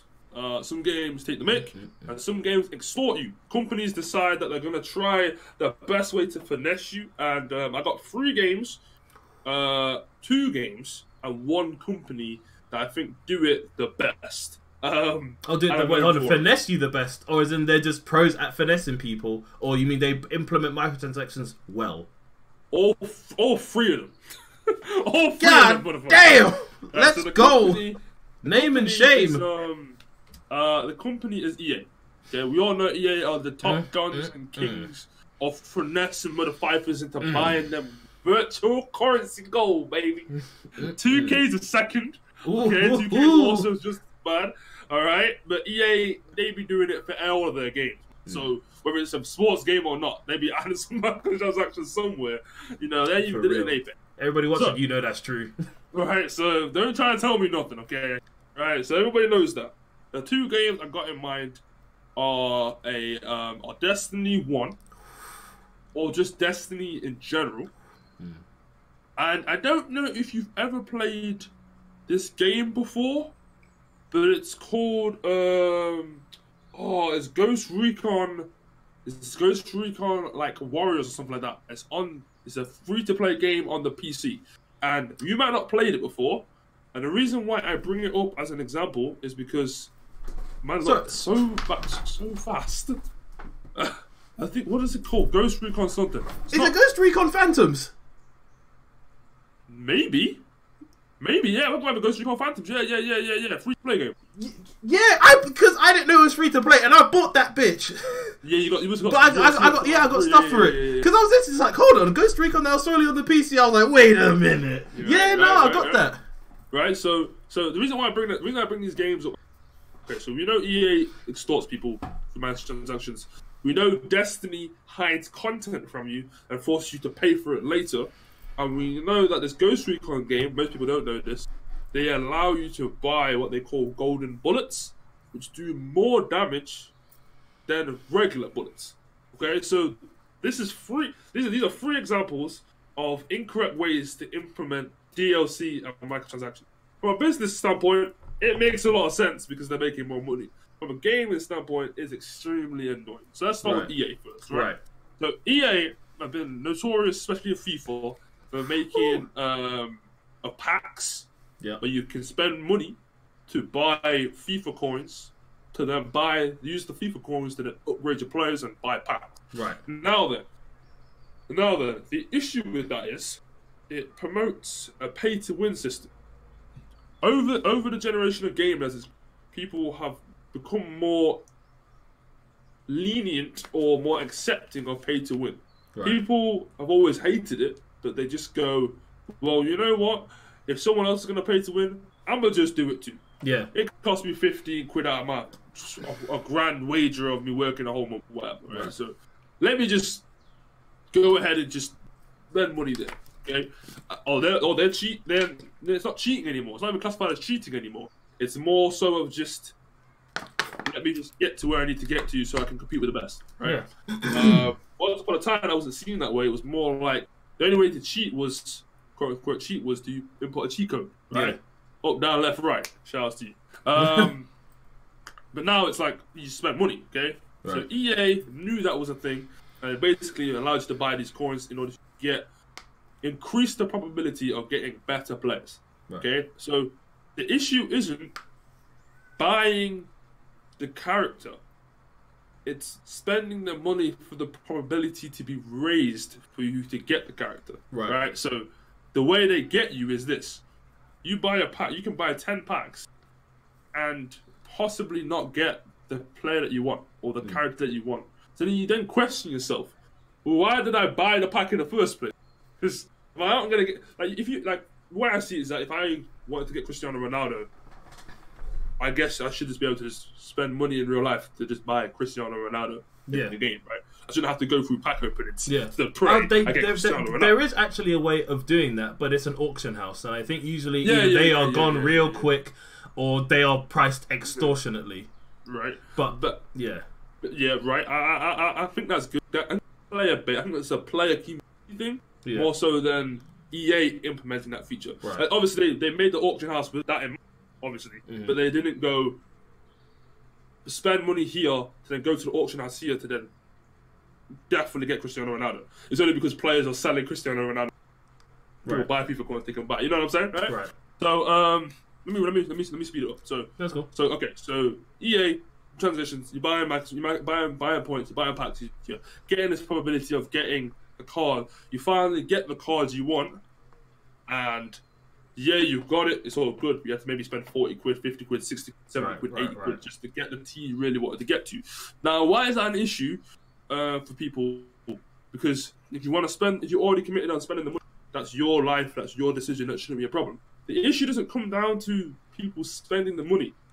The issue comes down to the people who don't spend the money and the levels that EA put in, obstacles that EA put in front of you. Yeah.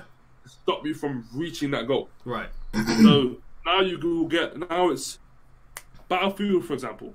You have the premium pass and the regular pass. You ever see at the end of a Battlefield game? Oh, if you had the premium pass, you would have got 1,500 more XP.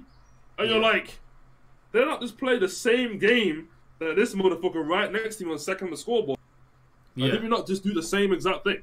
Why is it that he gets? Why is it that I have to go through? Yeah, he's paid for a buff. essentially, right? So that becomes the problem. So my question to you, everybody in the stream, and get your fingers ready on the keyboards, guys, because we want answers. We want engagement. Right, everybody in the stream, and Sleep yourself. The question is this: when it comes to microtransactions and companies implementing them, right? Is it a problem?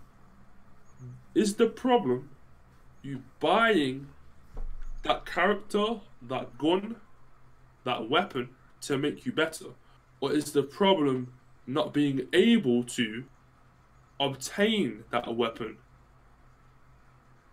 fast enough if you don't? So, so basically what you're saying is anybody who earns money will always be at a disadvantage. Will always be at an advantage over the people that do not earn money. Yeah. Or for people who just won't spend it. And right? Yes. So that's the question. What do you think, Sleep? So for me, I feel as though it's perfect. If people want to spend extra money in a game to get to somewhere faster, sure, that's fine. But when it comes to in terms, and I understand, and obviously as a developer, I understand the point of when it becomes a thing of it's a business thing. It goes, okay, cool. Yeah. Like, our game is going to sell this many units. We're going to provide this little service now here to help boost our numbers. So we're gonna tell people, hey, if you buy this thing, what we're gonna do is make the game slightly easier for you, because you basically bought yourself a buff that lasts for the duration of however long you own the game. And when they do that, it's a case of, sure, that's fine, but if it's like, so for Apex Legends, it's just skins.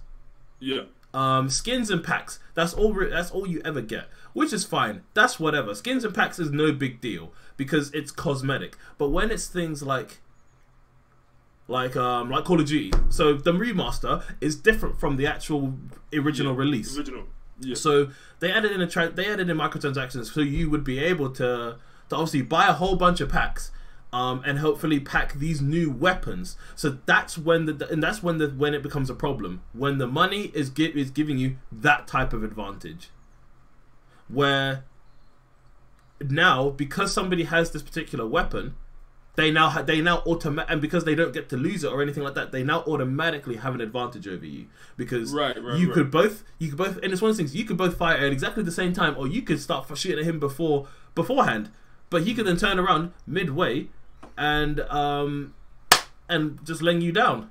And I won't lie, that's all long. Yeah, no. So I'll give you an example, right? So Call of Duty, I think it was Infinite Warfare and Advanced Warfare, right? And Sledgehammers, which was World War II, right? You're unable to get certain weapons completely unless you were to pack it, right? So not even buy it, just pack it. So you have to buy the packs and pray you get it, otherwise you cannot get the weapon. So that basically means I can get a weapon that you can't have because I spent extra money on it, not extra money to get like a season pass or a DLC.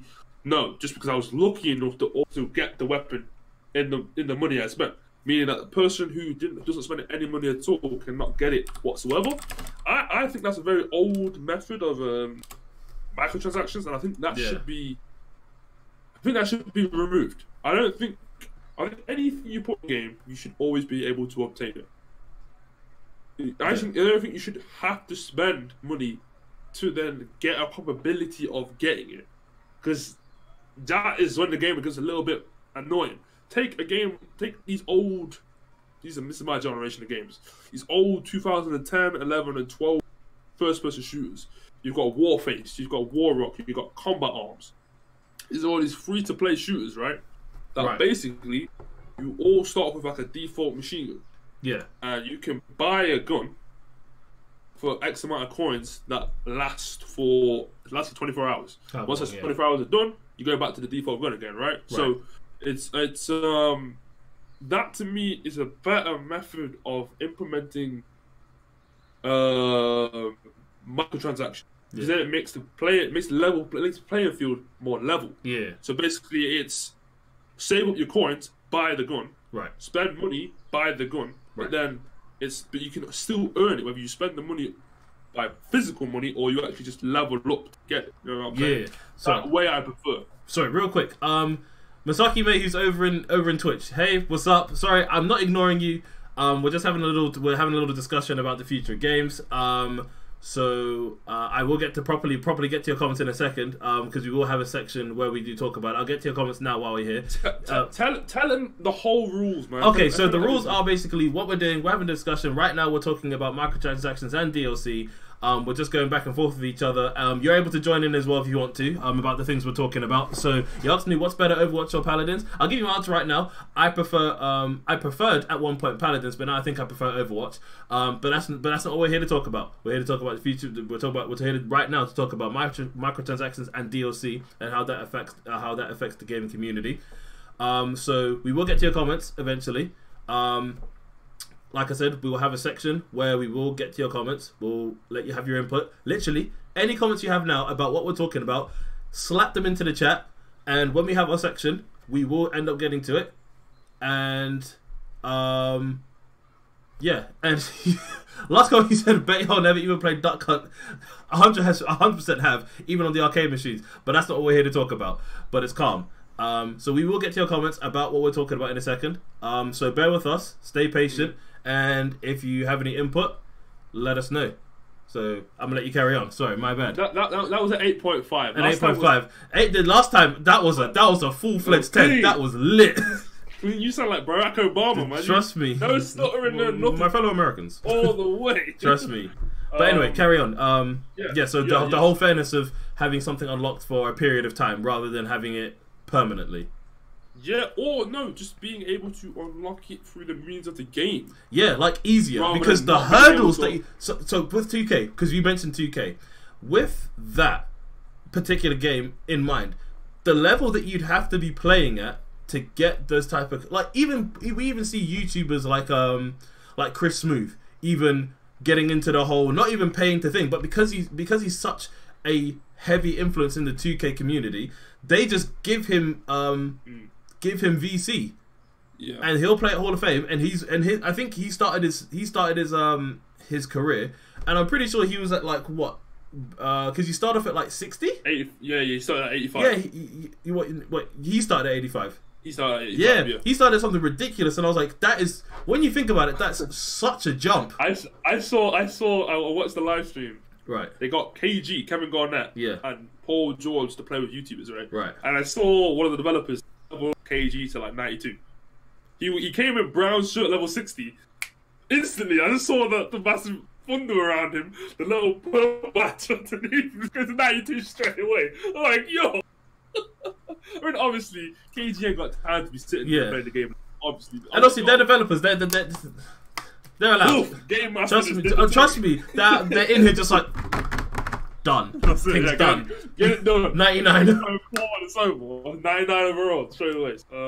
Yeah. So that's what I think about microtransactions in games. Yeah, like I think there is definitely a place for microtransactions, but it's how companies are doing them. Because because for me, there's a particular gun that I was after on Modern Warfare, and I ended up giving up because the pieces that I would need to get from the boxes that I'd have to earn from the games that I'm playing, I'd be going games where I'd be like 30-2. I would be going off in a team deathmatch, right? But then I finish it and I get 3 credits. You need 30 to get the good box. Yeah. And the games don't go by quick sometimes. Some of them are long, so I'd be there all day to get 1 box. Which is ridiculous. It's stupid. What everybody in the comment section, what do you guys think? Read your comments. I've got no new comments since what I just think. She was just saying hello. So Masaki May, hello back to you. Don't worry, I got it. Welcome to Masaki May. I'm hoping I'm saying your name right. I'm terrible at pronouncing names. And also, was it innovative? Innovative. I also can't say that. Innovative. So, there you go. Okay, let me read some comments. Go on. Dom said FIFA 19 has to be up there, as they actually ban FIFA points transactions in some countries because they see it as gambling. Are you okay? Yeah, no, my camera just keeps like focusing at the wrong things, and so I was giving it a wipe.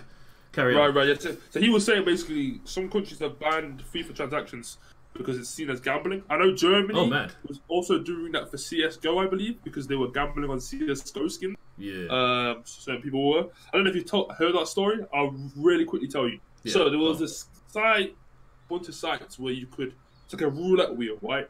You take your Steam wallet, and you would basically take the gun in your Steam wallet and put it into the roulette. The roulette will spin around, and based on the rarity of the weapon that you put in and how much that weapon costs is the probability that you would get a better weapon skin. Okay. Right? If you put in like a £10 skin, you could get a £10 to £20 skin back. Okay. Roulette wheel, right? Right. Or you could get less than that. You could just lose it.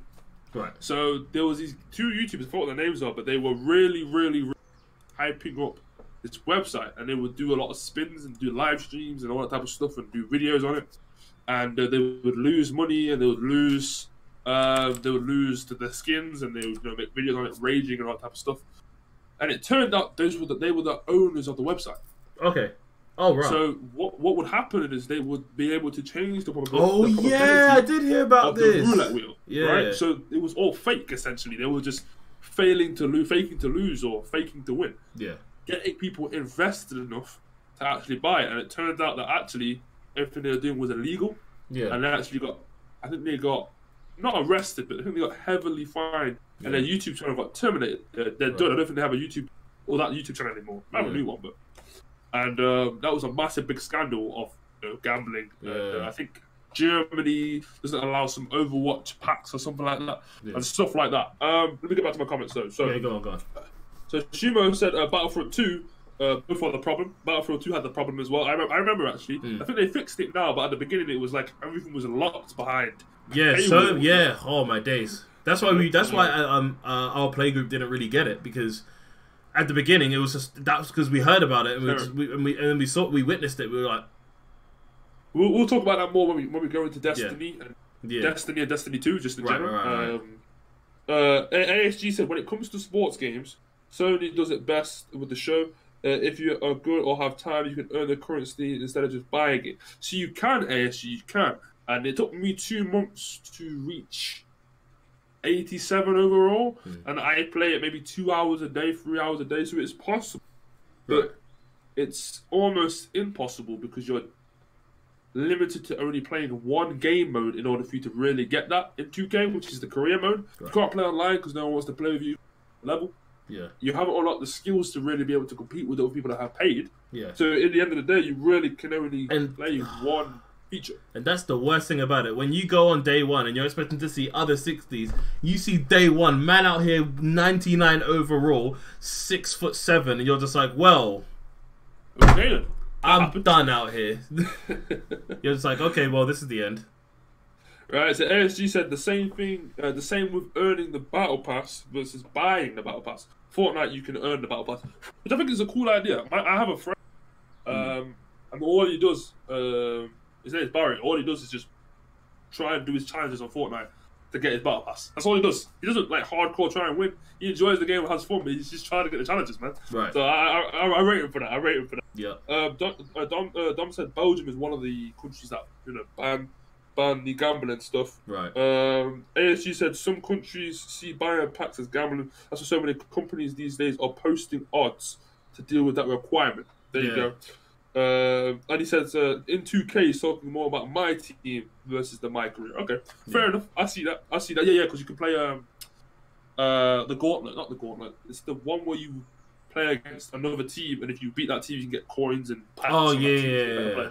But rather than just going online all the time. Yeah. I see you, ASG. That's all my comments done. Cool. Do you want to move on to the next topic? All right. So the next one is going into Destiny 1 and 2, and basically this is more on the lines of how games are being made. So a lot of the times, so we've heard it in different games. So and they all happened. So one of them is the Destiny series, which is EA. No, Ubisoft. Activision. Who published Destiny? Blizzard published Destiny 2 and Activision. Okay. Yeah, so with Destiny and Bungie. Yes. So with Destiny, and let's take Destiny 1 and Watch Dogs. So I remember, at least for PC on Watch Dogs, what happened, like I said, we're going to get into how games are made. So what happened with Watch Dogs on PC is, so the same thing happens every year. People will take what happens that they see in shows, so things like E3 or PAX or anything else, any of these other things like the PlayStation Experience or PlayStation Live, whatever it is. They'll take whatever they see there and think that's what the game is going to look like, final product, which almost never is really the case. But what happened with the PC version of Watch Dogs is that I think they're called data miners. So they looked into the game's files and were looking because what happened is what they saw versus what they got didn't make any sense at all. Because obviously you expect PC to look, this is the thing, people expect PC to look better than PlayStation or like console. And when they were looking through the files, they saw HD texture packs that had been locked away so it would look equivalent to how it did with console. And they were just like, well, why would you hide that from us? And it was a case of, apparently for them, it was a case of so that there was no difference, basically trying to put everybody on the same playing field. But there was no point to even be on that same playing level field because they didn't interact with each other. And the same thing happened with Destiny with their first DLC, which was already on the disc. But they locked it behind code. So it's a case of why do video, and obviously we understand it's for money, but it's like, why would you, if you don't want us to have it, why would you even put it there in the first place for people to find? Like, why would you taunt people to be like, hey, so the first DLC that you have is already on the game that you've already paid money for, that you now own, but our first DLC is going to unlock that for you. Basically, that doesn't make any sense. Like that, to me, and it's like a lot of games now are sort of starting to do this thing where they'll sell you one game, and then the add-ons start coming on for it. Yeah. Tell me your thoughts on that, basically, because for me, it's just it's annoying. Yeah. It's annoying. Me and Sleep have the same understanding, just different approaches to it. Right. My thing is, it's always annoying. In fact, it's so infuriating that at times it makes you not want to even play the game, or even support the game. Right. My issues come a lot from early access, more than finished products not being able to deliver what they promised. But it all comes under the same boat for me. I'm the type of person that will just play as much as I actually can, as much as the game really can actually, as far as I can actually get in the game. And once I can't get any further, wait for the next period to come out. Even if they should have already had the part out already. It's super annoying because Sleep's 100% right.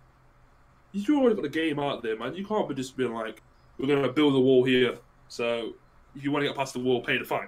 Like, you can't really pay the toll. Yeah. Like, that's a dickhead move, right? It's an annoying move, right? But I'm more on the side where it's more, take Red Dead Redemption Online, Red Dead Redemption 2 Online, for example, right? They're in beta. That's their excuse. We can talk about the future of betas in another stream one day. Right. But I knew, my dumbass knew, Red Dead Redemption 2 beta was not going to be finished by the time when it first comes out. Right. Right. But I still played the shit out of it and finished. I've got nothing else. Okay, other than me trying to be creative and find fun things. Other than that, the actual sole content, I pretty much got everything. Right. But I decided to play that and try and do everything rather than not play it and wait for the rest of it out. Yeah. See, some people chose to not play Destiny at all, Destiny 1, this is, at all, until all the DLCs came out. And then buy it all in one consecutive, for the same amount of money. Because you know how to do that, like, collection sale? Yeah, they do. Some type of edition where, you get everything that just come out. Which is actually the same price as the original game when it first came out. So it's all £45, right? So they actually end up getting everything £45 rather than you spent £45 then plus the 15 with the season pass. Yeah, right? You save money that way. However, though, my question to everybody is: how do we approach this? Do we approach it in the angle of if a game is coming out, we find out beforehand that they're holding shit from us, we just don't buy it and don't play it? Yeah. Or do we play it and wait? Because either way, not buying it and not playing it and waiting, you're not going to be able to play the DLC until it comes out. And then playing it and waiting, you're not going to be able to play the DLC until it comes out, right? So how do you get the game companies to stop doing that? I'm guessing you stop them from doing that by not buying the game in the first place. But you're still going to buy the game when the DLC comes out. So I'm trying to figure out what's the compromise here. How do we get the game companies to, or how are game companies going to change that? Yeah, so the issue, so obviously, like I said, the issue is things being there that we should have access to, but we're not having access to them. Yeah. So the only thing would be, it would be a case of one person would probably end up, it's literally like, it would be a case of somebody has to get the game and then report basically to the public being like, hey, so there's this on the game that we're not getting. Right. Also, just a quick thing of how you mentioned how you'll just play a game. With Destiny, I did play it, and then we played it, and we were like, me and Shuma, because we played it together. We played it, and then we were just, when we finished it, we were just like, where's the rest of the game? Because we'd finished up to what we could do, and we were like, why is there not more? And then it came up that the DLC was already on here, so we were like, oh, there's the rest of the game. And it was just like, so that's an example of why I have played it all the way through, because I think some people did play it all the way through as well, because same happened with Destiny too. Because we got it, me and Shuma, we got Destiny at launch, and then played it all the way through, and then we were like, what's going on? And then we found out from data miners that the DLC is on the disc, but they just hid it away, and we were just like, okay then. So my thing is, what do you do? Yes, what, do you tell people don't buy the game at all, or do you say to people buy the DLC, play the game when the DLC comes? Yeah, to me, there'll be three options that you could tell somebody, and it would depend on what they wanted to do. So if they did want, if they're sort of up in the air about it, I'll be like, look, it's a very quick game. You'll finish what they've given you, and what you're able to do for the price when you buy the game. You'll be finished real quick. So if you don't want a quick experience, I'd say maybe look somewhere else. If you did want to get the game, I would tell them, hey, the thing is quick, and there is DLC behind a paywall, or the rest of the game is behind a paywall. So if you're okay with buying the game and then thinking, fine, it's your money. I can't tell you what to do with it. But for me, that's the only thing I think you could tell anybody who either, because if somebody doesn't want the game, you won't tell them nothing. You'll be like, okay, cool, fine, don't get the game. Yeah. But if they're on the fence, you'd be like, you tell them the truth, which is the fact of this game is there is some issues with the issue of the game is very short, because the rest of the game that you probably should have got is behind a paywall. Yeah, but my thing is, right, how are we getting games companies to stop them from putting stuff behind the paywall? Because this is the thing, right? If you can figure out early that the game's behind the paywall, right, you're probably not gonna. Let's change it the tiniest bit. If you want to play Destiny, you want to play the game Destiny 1 and 2, and you find out that the content is behind the paywall, but you want to play the game, right? How are we gonna get game companies to change the approach from it being behind a paywall? Because from a game company's perspective, they're losing money. You're gonna get the game anyway. Right. You're gonna either get the game and then wait for the DLC to come out, buy that DLC section, play that, wait for the next one, buy it, and keep doing it until it's done. Or you're gonna wait for all of it to come out and then buy it. Yeah. But either way, you're still gonna give them the money. So how are we gonna? This is the intention of wanting to play it. You see what I'm saying? Yeah. Right? Okay. So with that, I would say probably it would be one of those things where the majority would probably have to. If then this would obviously take a, let's just assume that we have this type of pool and we could have this type of group effort in reaching a common goal like that as a community. We'd have to basically not buy the game and almost force the company to be like to bring out something that is actually for us worth what we're paying for. Because for me, what I paid for Destiny wasn't worth it. But would it be worth it if you had if it had more content? 100%. Like, that's the thing.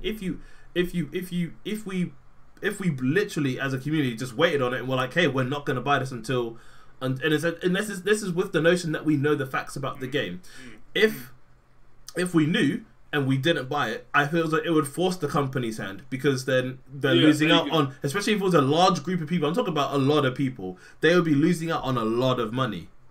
So I'll give you an example, right? Right. This happened with early access games. And early access games still trick gamers, and new people, you know, on a day-to-day basis anyway. It still tricks people. The issue is, so what changed the minds of people was reviews. Right. So with Steam, the beautiful thing about Steam was, when an early access game came out, people will give you the rundown straight away. Right. Steam will give you the like to dislike bar straight away. So you already got a preconception, you got like a preconceived notion in your head, like, is this game really going to be that good? So then people were telling over people, yo, this game ain't finished. Yo, the company's gone bust. Yo, the game developers are moving on to a different game. Because what was happening was, game developers were making these £15.99 early access games, not finishing them, then moving their team to another game. Right. And doing the same thing. So people who already bought it, they're stuck. They can't sell it. They can't get rid of it. They can't trade it in, and it's never going to be finished. They're going to keep playing it because they want to play the game. They want to continue experiencing the game for what it is. But then, unfortunately, they can't get any further. Right? You spilled some water. You spilled some water. No. I'm moisturizing my arms. Okay. Cool, I'm a little bit dry. Right. So it came to this massive spiral of, oh shit, how are we going to get people to stop doing this? Right. And in the end, what ended up happening was people just came more wiser to it. So I say all this to say, perhaps you can't stop games companies from putting stuff behind paywalls. Yeah. Perhaps it's always going to happen. I think what it comes down to is the companies that don't do it, if they can execute it perfectly, people will just gravitate towards that rather than playing, say, a Destiny, right? So people will gravitate towards a, what's a game that came out and had quite a lot of content to begin with? Monster Hunter? Monster Hunter, perfect. That's Shout out to Monster Hunter. I've got the exclusive PS4 Pro with the obvious controller as well. Hold tight, damn man. A perfect example, because Monster Hunter is similar to Destiny in certain ways. Monster Hunter is not an MMORPG. Destiny is not an MMORPG, but they are RPGs that are instant based. Instant based meaning you load into one area and then you go to the end of that level, that zone, and you finish the boss and you're done. Right? Destiny and Monster Hunter did the same thing. Monster Hunter just chose to have much more content at the beginning, which actually helped spiral Capcom to be one of Capcom's most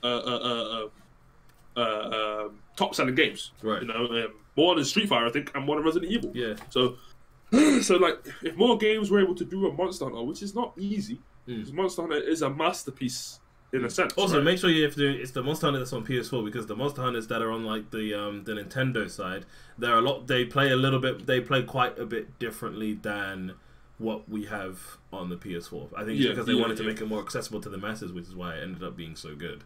Yeah, right. So, I say that to say it's harder for game companies to do it the Monster Hunter route. Right. The issue is, imagine you put all that effort, all that time, all that content in, and then people just don't play. Yeah. So that's truly what I believe has happened. More so than games companies just thinking of. I think it's more of, well, shit, we hire all these motherfuckers to build a game for us. Right. Then we make the game, and another motherfucking company comes and they just make a similar type of game, and then our player base is split and go over to their game. Yeah. Right? So, shit, we got to figure out a way to kind of give people suspense, but then also have it where we haven't got to have all the game finished and completed on launch, which gives us less pressure. Yeah. That's my take on it, man. I just think people just need to. My approach is play the game as far as you can, because if you really want to play it, you're just gonna wait for the DLC to play it. Yeah. But I don't fault people's approaches of don't play that shit until they fixed it and finished the shit. Yeah, like you know what I mean? no, I hear you. All right. Yeah. So let's get into some comments. I've got a few on my side. TGE, sorry that I didn't say anything from like since you were in, but safe for jumping in, man. I appreciate you jumping in. You said wagwan, wild lad. I'm doing good. He said, man, like sleep talking raw facts out here. And then he goes, you'll never get the company to overcome that, which was the whole thing of us maybe not buying it straight away, because he said there are because there are those who are diehard and will just be willing to pay for it and just all of that. He said, but also as the majority people will just pay even if it's trash. PUBG beta for how long is still sold despite the game not even being completed at launch. And he said it was likewise with DayZ and other titles like so. Yeah. And he has and TG, you have a really fair point there, because it's just a case of, I think people will see something that they like, and they like it so much that they will pay to get through all of those paywalls, because they're like, I want to get to that end product of what it's going to be. And I think for some, like I said, for some people it's just not an issue, and for some people they're like, no, because you know what, as a consumer, I don't want to feed this thing because me paying for it basically is you saying I co-sign their behavior with how this thing's being launched. And if it's not what you want, then that's the thing, because Destiny, I know, is a game that I do enjoy. Like I like the way it works, its art style, the mechanics. The story was actually was decent to follow. Like, it wasn't hard, but I don't think it was really there for story like that. But it was just them paywalls, and I was just like, no. I was like, no. So the paywalls are what rub you, because I've got a friend like that. He refuses to play Street Fighter 5. Right. Because he doesn't see the reason why the 8 original World Warriors are not in it. Right. So he says, or not original cast characters. So he says, why the fuck am I gonna play Street Fighter 5 if I gotta buy Akuma, wait for Sagat to come out, wait for Blanca to come out?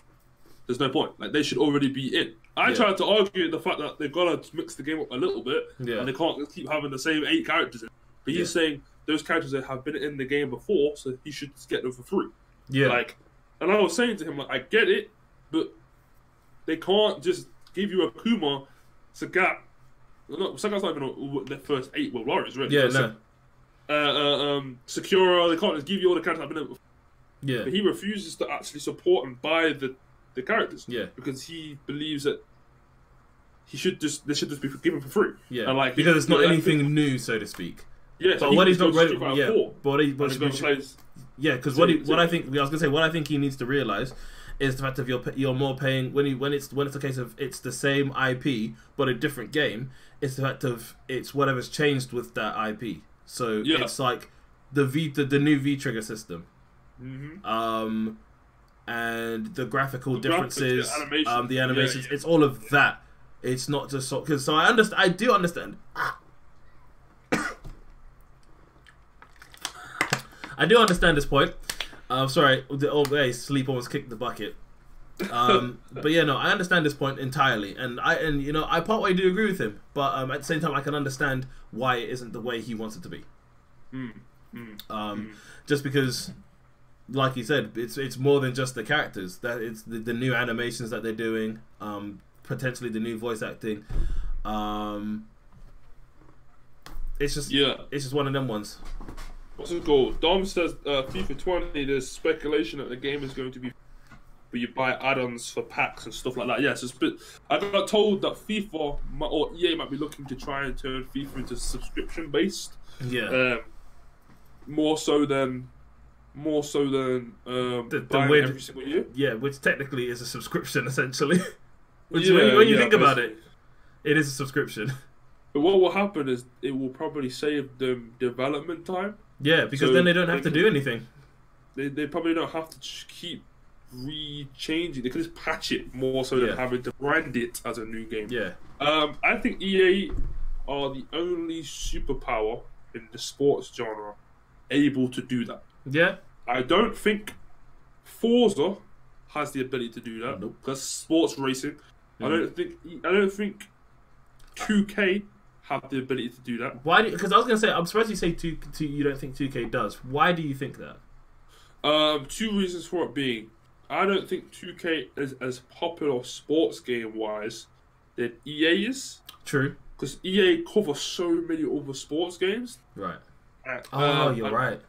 Yeah. And 2K also is the top of its field in basketball. Right. So it doesn't want to change its formula. It wants to be able to keep its same formula and destroy EA Live, or NBA Live, sorry.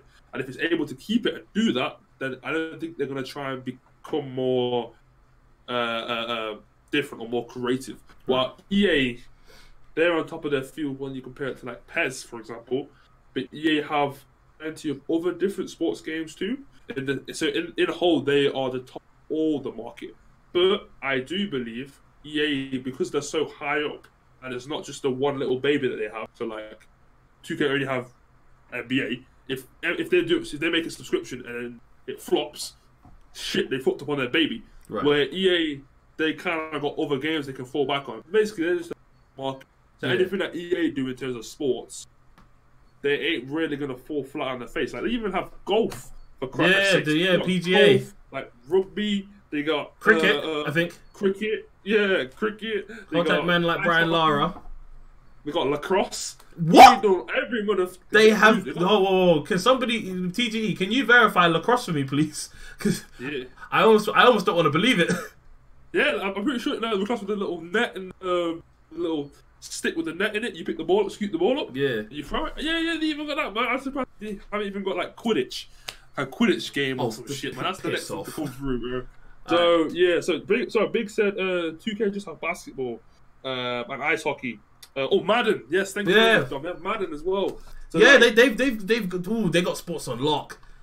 It's really surprising that EA are still behind 2K when it comes to basketball. That's why I think what you say is true. Purely because of the fact that they have to keep doing the formula that works. Because EA can afford. That's the thing. EA can afford to try something new. They can. 2K can imagine as well. Just imagine, just real quick before we go into our last point about microtransactions. Right, just imagine, bro. Just imagine. 2K, or NBA, sorry, decide we're making all our sports game subscription. But they implement it like Sky TV. Right. Or you want Madden package, pay that extra 15 a year, or extra 15 whatever. Yeah. Or you want that NBA Live package, or you want that FIFA package. You know how like Sky TV is like. Yeah, like if you want the movies, if you want the sports, it's like hey, you need to pay extra.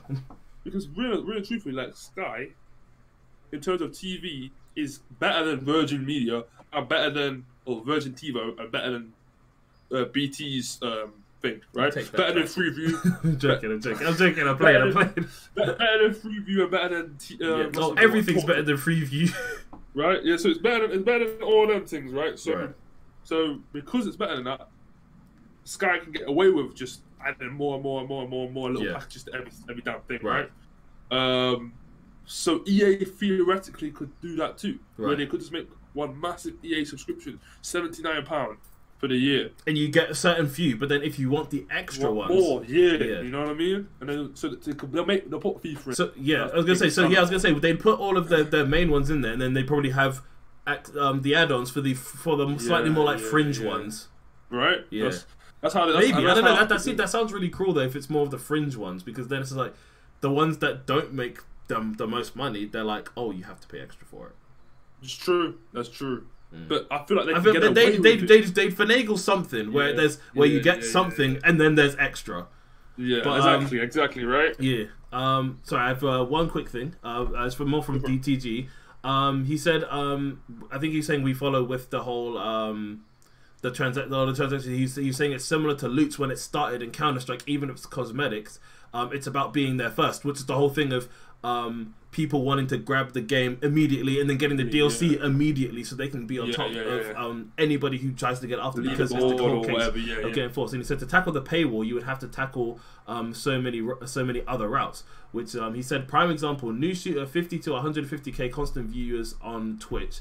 You see the paywall, but your favorite streamer is on it. As in, I think he's trying to say you can see that your favorite streamer is probably already paid to thing it. And everyone else is going to buy it at the peak height, as in he's going to buy it when it starts getting very popular, because especially if your favorite streamer makes it popular, it's a case of you'll be like, oh, because usually it's not a case of like idolization, but you want to try and get on their level, and you're going to do what they do because sometimes you think that's what's going to make you better. That's why some people, and I think you can relate it to things outside the game. So like certain shoes, like some people will buy a very particular like shoe if they play basketball because they think it's going to make them better. Even though reality is it's one of those things like, if you're trash, you're trash. Hey, I could be MJ. It's gotta be the shoes. And he also said, I think he's agreeing with you on this one. He said it was a good point. He says, he was saying, what do you think of reskinning a game like FIFA or an NBA? Like we just discussed, with FIFA, with NBA, on 2K, like we said, we don't think 2K could afford to do that, because I feel as though then it might end up giving, somehow by accident, giving an edge to EA with NBA Live, for them to then take over and be the main basketball platform. Because if you think of a basketball game, the one everybody talks about and is more comfortable with playing and thinks is better is the 2K version, which is NBA bro, it's 3-on-3. Hey, hold on, quick shout out to 3-on-3. It's free on the PlayStation Store right now. If you want to bang on 3-on-3, we can go, because 3-on-3 is lit. Me, PowellGuy, and UDLR. This is an official challenge. Grab you and one of your friends. We'll take you on, we'll film it, and we will film your demise, because we won't lose. Hey, we are basically undefeated. 3-on-3, let's go. Hey, right, it can happen. Let me read some comments on my end. Go read some. Oh, Roman Reigns, I think he said NBA 2K. What about 2K? But why don't you put your reply in? Pete, read your comments and we'll get back to you. We'll return back to you, Roman. Don't worry. Yeah. Big Imperial said FIFA sells more. Okay. Yeah. Just you're right. He said, hey, put some respect on. On what? On Freeview, like Sky TV, BT Sports. Respect on Freeview. I'll put some respect on Freeview when it's better than just flicking through channels with antenna, bruv. Right. Hey, ASG says he remembers the old Hill Sprite commercial. You know what? I don't actually know what. Oh! I know what he's on about. Do you? I think so. I only know that LeBron James won a Sprite Cranberry. I know that one. Have you seen that? No, I don't think I've seen the LeBron one. Okay, never mind. Also, JTG, welcome to the stream, man. Thanks for coming by and supporting the boy. I'm currently with SleeplessEliite, which is that guy over there. He froze on mine. Hold up. Okay, do it again. Yeah, there you go. Yeah. All right, so we're talking video games, man. So if we don't read your comments, do not worry, we'll get around to it soon. We have dedicated segments. We're reading comments. Obviously, SleeplessEliite just dropped like 2 feet. I wanted to get level with you, so because I was a little bit taller than you, I was like, let me come down a little bit. Right. So yeah, if you do add comments in there, we're not back to the way. That's why we don't like to disrupt the flow when we're talking about certain topics. We always get to the comments after we're finished talking, so feel free to leave them in there and wait for the response. ASG asked, how do we search for? Thank you. You search for 3-on-3. If you just type free, if you go to free to play, you will find the game straight away. Yellow background with. Yeah, go PSN store. If you probably type in the number 3, it'll come up. It's what is it? I think the full title is it 3 vs 3 freestyle? Yeah. 3 vs 3 freestyle. Yeah. So there you go. Go find that. Go play that. Come take on me, PowellGuy, and UDLR, who's unfortunately not here right now, but. When it can go down. Quick side note: Magic Johnson just stepped down as a Laker GM. Yeah, I know. I saw that. Yeah, I saw that. And to be fair, I feel sorry for him. He probably couldn't do what he wanted to do as a GM, but it's also a shaggery to LeBron James, because LeBron James clearly joined the Lakers team to be under that wisdom. Yeah, right. To obviously be along with Matthew Johnson. So that was kind of so. But anyway, that's all my comment. Yeah. One more. Apparently, Dirk's retired. TG said Dirk retired too. Yeah, I know. Is Wade retiring? I'm pretty sure he is. Yes. Yeah, because I saw a video on Complex's Instagram of him going through some jerseys. If you haven't seen that, guys, honestly, check that out because it's a really good video. That goodbye was said. 21. Yeah, trust me, 21 years. Because I was gonna say, how long was Kobe in the league for? And how? Because he was with the Lakers the whole way. He was in for a long time. He joined when he was 19 years old, so maybe he was 19. Maybe he was in there when I think I think he's been in for what 20 something. I don't know if he's 20. You know, maybe. No. I'm saying I think he was in there for 20 something. Big said Wade's last home game was last night. Yeah. They got a bogus inbound. Yeah. The referee messed it up for them. There you go. 20 years. 20 years. Okay, you're right. That's how long Kobe was in for. Yeah. I was right. You was right. You was... let's move on to the last topic to do with DLC and microtransactions. Yes. And it's the example I gave was a game called Ghost Recon Phantoms, and the topic was basically like golden bullets or golden armor. And the issue in Ghost Recon Phantoms is you can buy bullets, put in your weapons to give your bullets more damage, or you can buy buffs for your gear to make you take less damage. Right. So it theoretically is pay to win because there's no way to get the bullets to do the damage or to reduce the damage without paying, right? Without paying money. There's no other way to do it. It's like, you know, when you play certain games, they give you like the normal currency and the premium shits. Yeah, it's that, right? So anyway, this is a real quick one. But the question is, do pay to win games need to be gotten rid of completely, or do you think there's still a market there for them? There's always going to be market. I'm talking pay to win. I'm not talking like, oh well, you can level up a bit faster. No, I'm talking like actual like. If I'm buying this, I am winning. Yes. Yeah. Honestly, the reason why I said there will always be a place for it is because it's the fact of nothing is stopping you from paying. There's nothing. There's literally nothing going to. So let's take you. You buy Phantoms. You get golden bullets. You get gold armor. You get buffs, right? Like you're going to leg me down, right? If I'm really tired of it and I love the game that much, it's one of those things. Unfortunately, you have to. I'm gonna buy bullets too. Yeah, you have to. You have to conform. Like there's no. You have I buy bullets too. Honestly, you got bullets. I'm gonna buy them too. Legit. Like there is no other way. It's just a fact of there are honestly, if that's what it is and you love that game, you have to then put yourself at that same playing field. You don't just want to go into the NBA and have the players be worse than you, be worse than they actually are, despite them being able to train, because everyone, it's a fact of everyone can pay the money. Everyone like so NBA, everyone can train to get better.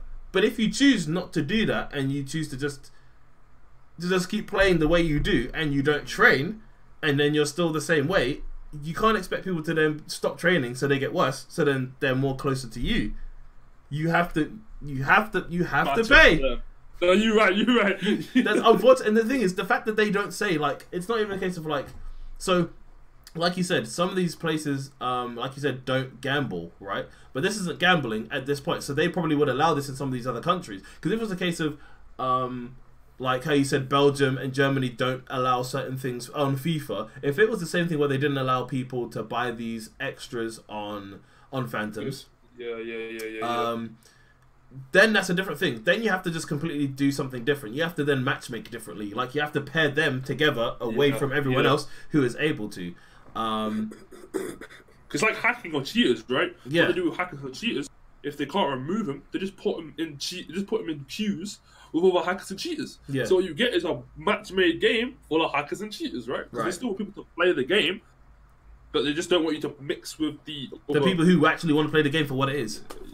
Yeah. So final take. Unfortunately, there will always be a place for pay to win. Microtransactions and DLC that are being basically masked at really realistically when they're actually just paywalls are going to be a thing until God knows when. Final take. Have you ever paid microtransactions before? And what did you buy? Yes. So when the last thing you bought? The last thing. Battle Pass for Apex Legends. Or the most expensive? The last thing I bought was the Battle Pass for Apex Legends for PS4. The most expensive is probably the same one. Because I think that and Fortnite's Battle Pass are the same price. No, tell a lie. The most expensive technically was probably Phantoms because I bought that not knowing that it was free to play. Yeah. So I ended up getting extra things without realizing that it was for free. So that was the ultimate bamboozle. I think I have got a battle. I do think I got. I think I've had a couple of premium passes. I got the premium pass for Battlefield 4 and 1, but they were But I remember getting 1 for cheap because I got it really long after the game was out. Yeah, or a little bit after the game was out. So I ended up getting it for a bit cheaper. I've bought plenty of skins on League of Legends, plenty of skins on CS:GO. Maybe £100 worth on League of Legends and £100 worth on CS:GO. So my total price of a League of Legends would have been maybe about £125. I know. Yeah. To be fair, that's pretty good for 5 years of gameplay. To be fair, that's pretty good over 5 years. But that's just looking at me. He's looking at me. Like 20. That's like 20. That's like 25 a year. That's not terrible. Right. It could be worse. It could be worse. Then these kids who are out here just buying pure. Oh Jesus Christ! You know? These youths on Fortnite are too much. I've made money off Counter-Strike though. I've made maybe about £75. Okay, so DG is disturbing. He says his League of Legends is 3K and his CS:GO is over 2.5. Yeah, but TG, have you sold it? Have you made any profit with that much money spent? But man said FIFA points and Fortnite in-game transactions are over 10k guaranteed. What are you buying? That's it, man. Hey, man's just got everything. TG has just got everything. Pretty much, man. Pretty much. But yeah, the last thing I bought I think was 2K. I bought a character to 85 2K, which cost me 40 quid because I wanted to play with a different build, right. And I wanted to try a new build and I didn't want to level them up again. I only leveled up 2 characters to max. I couldn't be asked to do it again. Oh, he's saying 10k guaranteed for all of his games. That we sorry. Okay, right. Final topic, I guess. Yes. Now is the juicy one. This is what we all came here for. Yes. So get those fingers ready, get your minds right, and we want all of the input on everything we're talking about. We don't want to talk about nothing irrelevant. We want to talk about this topic alone. So if you got an idea of what we're talking about, or you have your own theories, slap them in the comments, and like we said, we will get round to them when we reach a nice mutual break from what we're talking about. Peach, let them know what we're here for. Let them know. Okay, here we go. So, okay, so me and Sleep, we have crazy theories about the future of gaming. We both have different takes on it. What we mean by the future of gaming, I mean 5 to 10 years from now, what do we think the next generation is going to offer? What type of gameplay or games are going to be available? And what's the direction of where we think the gaming community and games as general all over the world will get to? We really do believe it's going to change quite a lot from now to 5 years, 10 years time, but just in different ways. My take on it is this. I'm not going to say anything about Sleep's take. I'm just going to say my take and then be quiet and let him talk. But my take is this. I believe, I still believe this now anyway, it will be cross-platform for almost every system. I believe we will have the space and the ability to be able to play almost every game for a PlayStation 4, Xbox, Nintendo Switch, and PC users. And yeah, there's a lot of inconsistencies with that in terms of the abilities that you can do on Xbox and the abilities you can do compared to PC and whatnot. But I do really believe that there will be a period of time in the future where we will be able to play. Sleep will be able to play against me on Street Fighter. I'm on my PS4, my Xbox, my Nintendo Switch, my mobile phone. I do believe that is going to be the future. I don't exactly know the details of how it's going to get there or what level it will be, but I do believe there'll be more games available on every single platform for all platforms to play together. That's my take. What about you, Sleep? Right. What about you? So, with future gaming, I will agree with you for the most part. I do feel as though things will eventually be cross-platform, but I don't think exclusives are going to go away. That will never be a thing because people will still want people to play primarily on their systems more. Yep. So, I think, and TG, I will read your comment in a second because you and me are on the same wavelength to a degree. So, I feel as though the future of gaming, and we're not talking about within the next 2 years or 3 years. I'm thinking maybe like 10. Good. I'm thinking what's going to eventually happen is it's a case of before it was a case of everybody went to an arcade, and we're going a little bit backwards to go forwards. So before it was a thing that people just with real new, you'd have to go somewhere, and now they're bringing it into your own home, and it's basically getting closer and closer to us as consumers, but not only that, as people. So my take on the future of gaming, which is probably in the next maybe 10 years, I reckon what's going to happen is that VR and AR are things that are going to be way more prominent than they are now. Because right now VR is still pretty new. Yeah, quite a few people have a VR headset. The most entry level good VR headset would be, as Pete's right there, the PlayStation 1. But what you guys probably can't tell, it's up there somewhere. It's behind the Toda dial. What we have there is an Oculus Rift, which is one of the two big hitters, which is the Oculus Rift and the HTC Vive. What I believe is going to end up happening is that these things are going to be more common, more accessible to people. And more common in the sense of people will potentially own them more, but not only that, be playing them more.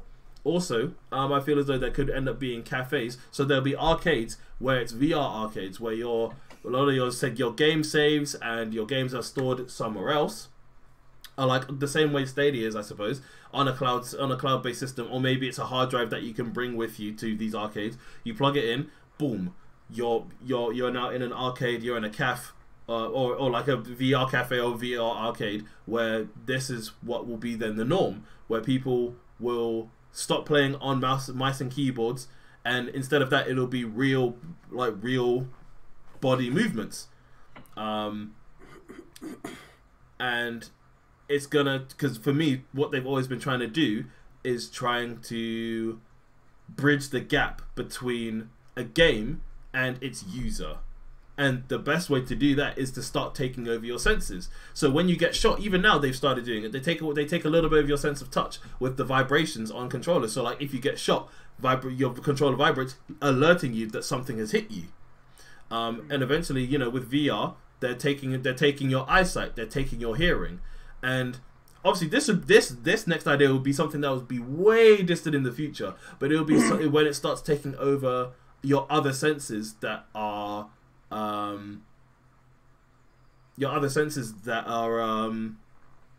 So like your sense of touch, but that gets into tapping into the nervous system. So we're not going to go there. We're talking about probably the next 10 years. But I feel as though that's what's going to end up happening, and there's going to be more technologies to allow your whole body to be accounted for, rather than just right now your hands and head. Because they've got a thing with, they've already started making progress. Sorry, this is the last point real quick, and then I'll let you go. Sorry. There's something that I saw on Unbox Therapy that they have implemented in game, where you basically wear a vest where it has sound. Right? Yeah, it's just a straight vest. It looks like a bulletproof vest, and what it does is, depending on where you get shot in your upper body, it will let you know. So if I get shot in my shoulder, I'll feel it in my shoulder. Because it will vibrate right there, so I will know that it's in my shoulder. If it's in behind my back, it'll come in from there, and because it's coming from here, I can immediately look over and see where from where I think I've been shot from, and that's what's going to happen. They're going to start trying to allow people to slip further and further into the game. Okay, and be further immersed. I like that, man. What I want to do is use some. You already kind of did it at the end of your point, but right. I want to use some of our knowledge our theories and the technologies we have right now to help further our own point. Right? So my point, I always use Fortnite as a good example of this. Right? My point was the whole cross-platform, cross-compatibility, being able to play one another every game system. Fortnite did this thing where it tried its hardest to try and be able to play every other system all together. Right. So you can play Fortnite on PS4 with a PlayStation and Xbox and Nintendo Switch and whatever. Right. And I believe the reason for that being is because it's more the game developers getting the opportunity to do that, right, than the game system itself.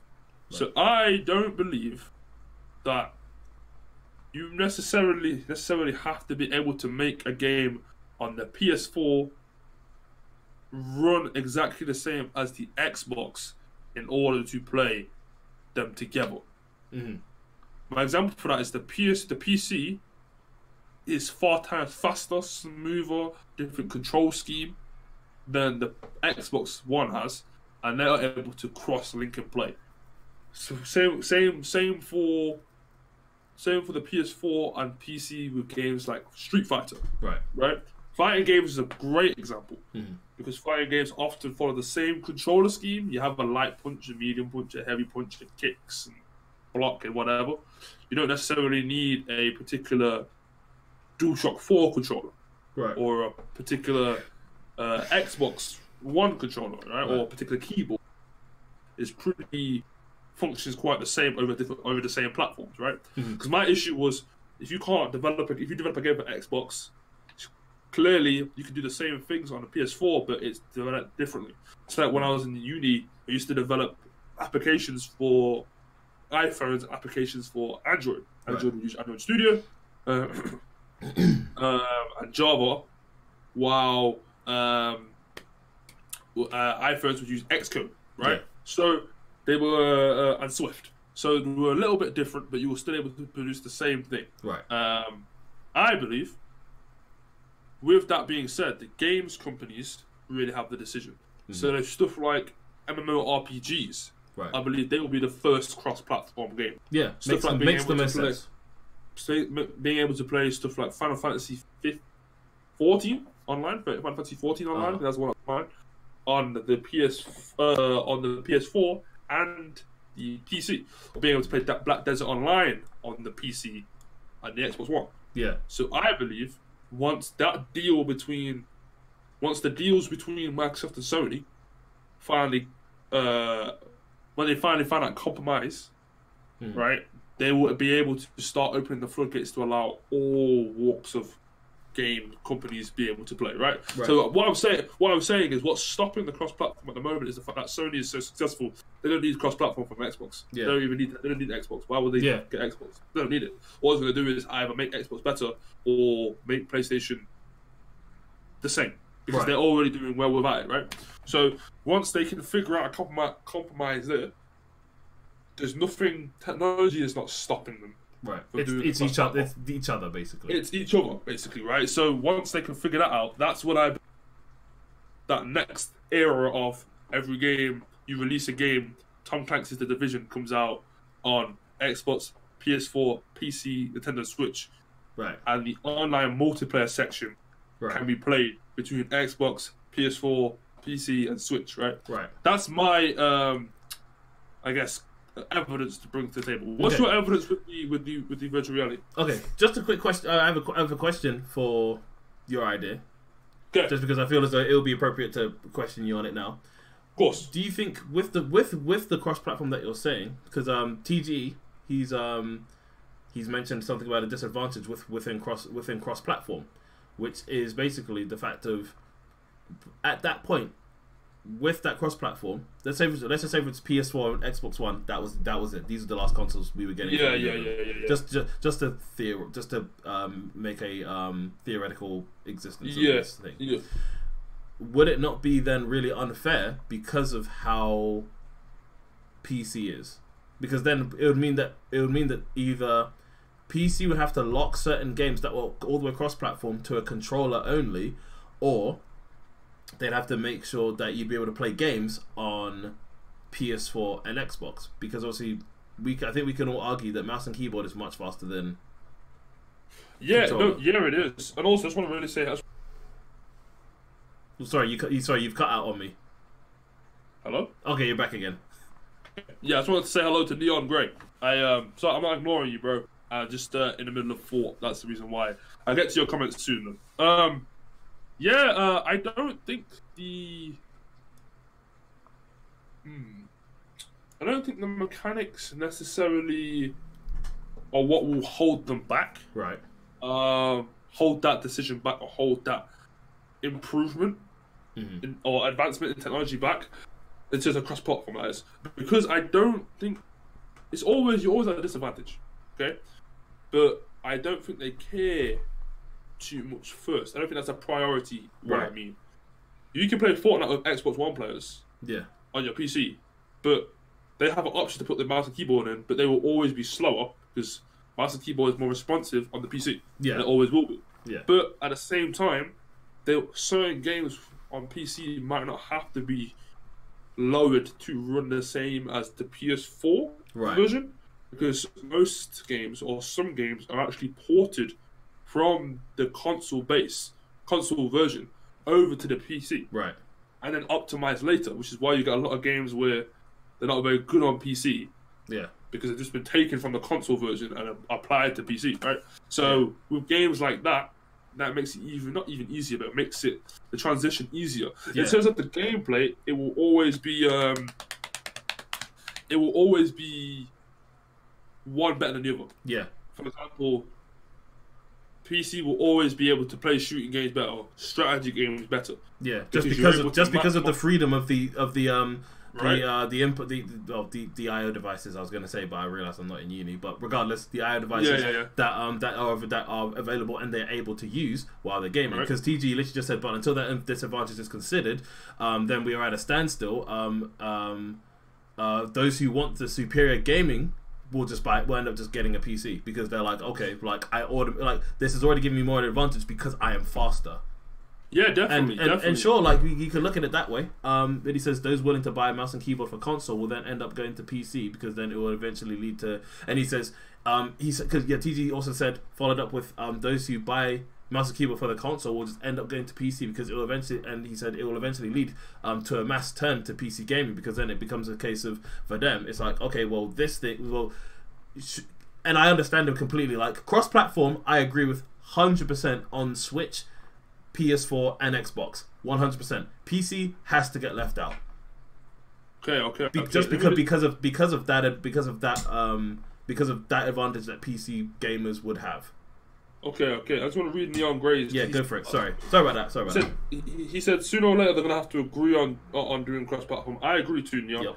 And he said, what about exclusives? Exclusives to your point, Sleep, and TG's point is what will keep people buying the consoles, right? So obviously certain games. So okay, let me reprogram this or restructure this.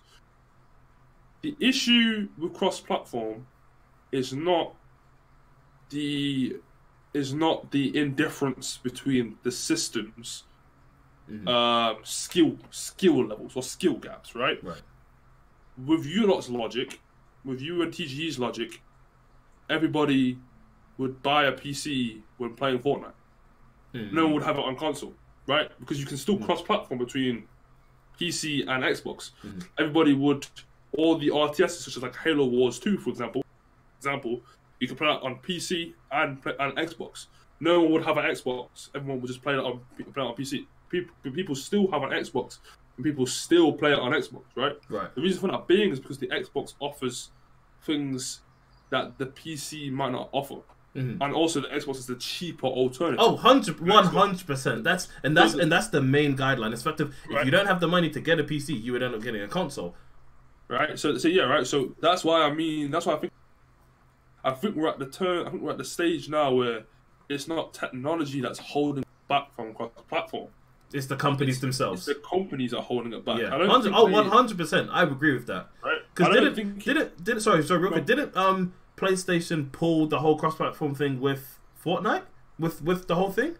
No, I think that was Nintendo. Yeah, that's who it is. Sorry, my bad. Well, I knew one of the three pulled out from it. Right. So, yeah, you're right, Neon Grey. It is business. Yeah. And that's what's holding us back. I think the priority list in terms of the skill gap or the ability to be able to use mouse and keyboard or run it at 120 or 144 hertz, 120 FPS or whatever, compared to running it at maybe 4K on the PS4 Pro or 1080p on Xbox, right, or stuff like that, right? I don't think that's the major concern across platform. In terms of competitive gameplay, I think you're right, but I don't think that would discontinue cross-platform. I don't think cross-platform game, the improvement on cross-platform touches competitive gaming, esports, fairness in matchmaking. I don't think any of that even matters. I think what it really comes down to is being able to play the same game with other people on the different systems. Right. Then comes in the superior console. Yeah. Then comes in the superior accuracy. Then comes in the correct tools. Then comes in the esports and everything else. We're not going all the way that deep. We're just talking about people being able to play things together. Yeah. Basically, that's what I think the future of gaming holds. Just before we go into my side of it, so TGE says quality, everything the PC shines superior. He agrees with many of those who love exclusives that don't play together, and he said they play exclusives. They played exclusives, and then I think he says they clock the things that aren't exclusive, and then they move on. The way he structured this, TG, I'll ask you to restructure that sentence a little bit for me, just because it's a little bit all over the place. But he said, haven't you noticed that crop platform? I found was shortly lived. I think he was sort of explaining the whole thing of Fortnite being cross-platform, and that it was a thing for a moment, and then kind of nobody sort of really cared about it, because I think people were still able to play people. Definitely. I think he's right. I think he has some points. Yeah. His point, TG, your point with the PC being superior is always be superior. That's what PlayStation 4 and Xbox is always trying to compete with. So Nintendo has never tried to. They understand the lane that they're in, but PS4 and Xbox, especially Xbox this generation round, are trying to become PCs. Xbox One was sold as a multimedia device rather than a gaming device. PS4 was always sold as for the gamers. Yes. You know what I mean? Gaming station, right? Which is why stuff like their marketplace is so shit. Which is why stuff like inviting players in and their overlays is so shit. Which is the reason why Xbox has got 4 operating systems running at the same time. Yeah. It's got its actual dashboard. It's got the ability to be able to run stuff like Spotify in the background. It's got the Connect in the background, and it's got Skype. It's got like a multiple. It's optimized and built better with different operating systems around it, right? To run more like a PC, right? Well, PlayStation isn't. It's just designed for have people make more games for it, right? Yeah. That's basically what it's for. Yeah. It's for gaming. Like right. For the players, gaming, right? So you're right when you say PC will always be superior. I think console has its own market. Yeah, 100%. Will always triumphant a PC in that market. Yeah. Because the market it's in is portability, is affordability, is accessibility, is knowledgeability or knowledge as well. Because I feel like if you're a PC gamer, you have to know what is inside your PC. Like I feel as though there isn't a PC gamer out here who does not know what's inside their machine. Yeah, but I'm talking about from the console. I'm talking about from console. Yeah, no, I'm saying that. Like there's more to it than just. You can't just. For me, you can't just end up buying. For me personally, like buying a laptop for like work is one thing, but then when you're PC gaming, I feel as though knowing about what's inside your PC and your parts and what they do and how they interact with and what they actually do to make your game experience better almost comes with the territory. Yeah. And some people are just like, I just want to play games. You're right. Like, you can't go. Oh yeah. Let me go to PC. Buy a PC. A gaming PC. They're gonna give you some £450 one. Yeah. You're gonna play it for a year. By next year. Granted, they do actually have a better section for gaming PCs now. Actually, do they? Yeah, they do. They really do. They are up there. TG also says, he said, as the PC was too superior. He said he's because you're talking about how the whole cross-platform thing is short-lived, but as the PC was superior. However, he says if cross-platform was a PlayStation Xbox thing, then that would be more of a talking point, which I've mentioned before in a conversation with somebody before, that if it was a case of it was being made, and so like if matchmaking wasn't a case of say for instance, Call of Duty team deathmatch, it's 7-a-side, right?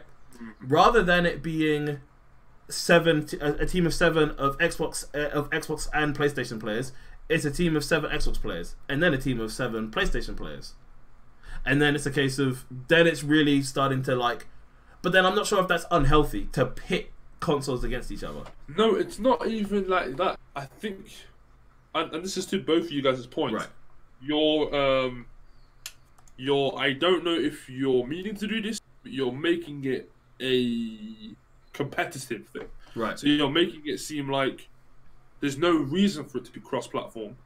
Because if one system is more superior, then why would any of the other systems cross-platform?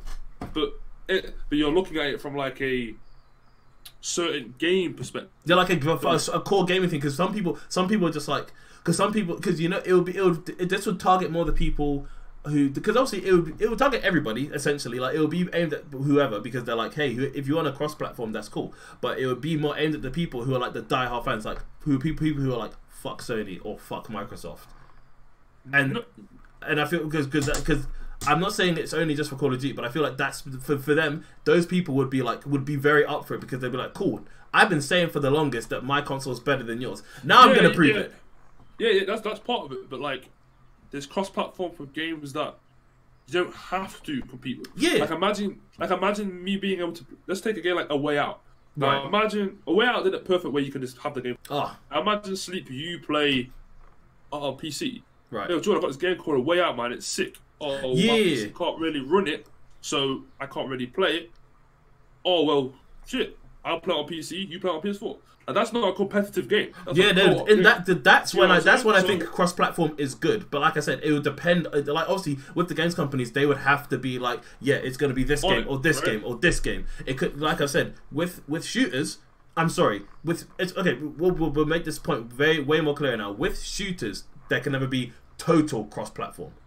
Yeah, it's But with things where it's cooperative, where it's things like that, where there's no competition, but it's a case of two people or however many people actually collaborating to reach a common goal, completely different thing. Then cross-platform would be fine. Yeah, no, yeah, definitely. Then I would be like, yes, total cross-platform is okay. I think there's levels to it. There's levels to it. Because my idea is cross-platform can work for everything. Doesn't even matter if it's competitive or not. But Right. the idea is if you can put a level in between. So okay, if you want to play Fortnite, for example, I can choose to just play with console players, or I can choose to play with PC players as well. That's different, right? But that doesn't mean that cross-platform won't work for Fortnite because I have to play with them. It can still work. It's just obviously It's optional on PC. Yeah, optional will definitely make it better. Yeah. And I agree with that. And this is my last point. No. I got to read some comments on my you end. got to go through a lot of comments. No, I don't really have much. Fair. Dom said I was only meant to stop in the stream for about 15 minutes. Lucky I can multitask. Haha, yes. Yes. Leon says, yeah, with crossplay, it will make it choosing a console easier because you can have PS4 even though your friends have Xbox. Basically. Yeah, that's the real shame. Right, yeah, and Dom said interesting stuff. I think it's pretty interesting too. To your point, TG, about cross-platform or crossplay being short-lived. Crossplay has been a thing in the works for a very long time. Many companies have been doing it for a long time and working for a long time. The issue has always been the game developers and sometimes the technology too. Yeah. I believe we're at the stage now where we haven't even scratched the surface of crossplay. I just believe the reason why you may think that crossplay is short-lived is because the biggest game at this period of time has failed in it.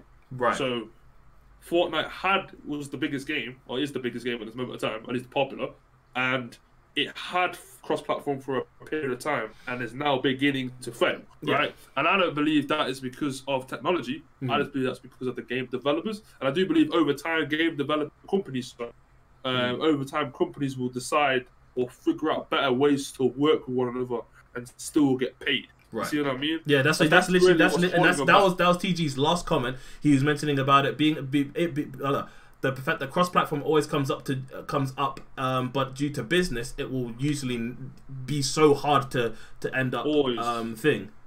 Always. I think they'll find a compromise though. That's his wife. And he just put a comment in saying, "But did they fail, or did we come to light and see that crossplay doesn't really work?"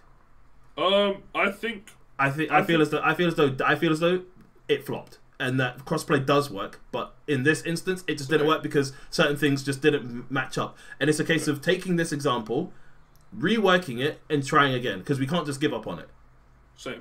I think so too. Yeah. I think there's always a space for being able to play with more people. Yeah, because as much as I understand exclusives. Exclusives are fine because a game console will want you to play something on their system because they want you to have their system. Hence with Spider-Man, hence with Gears of War, hence with God of War and stuff on PC. So like Escape from Tarkov, stuff on the Switch. So like Smash Bros. Everyone has their exclusives to make you buy their respective consoles because they want you to play on their systems, of course. But think about it though. Think about it this way though.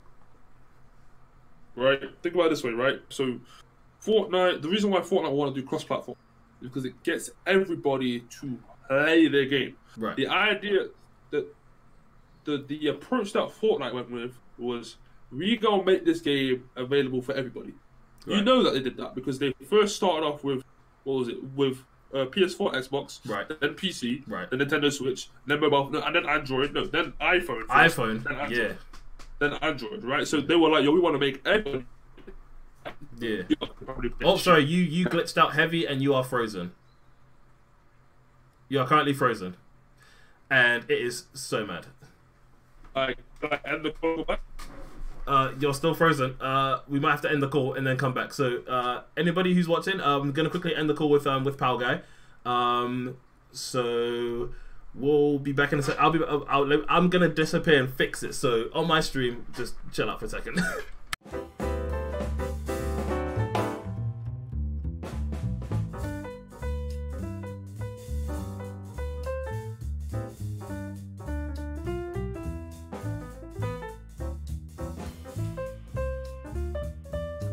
Okay, it might fix itself in a second. Oh. Is your stream good though? Yes, 2 seconds. Who's calling on this other one? What? Boom. There we go.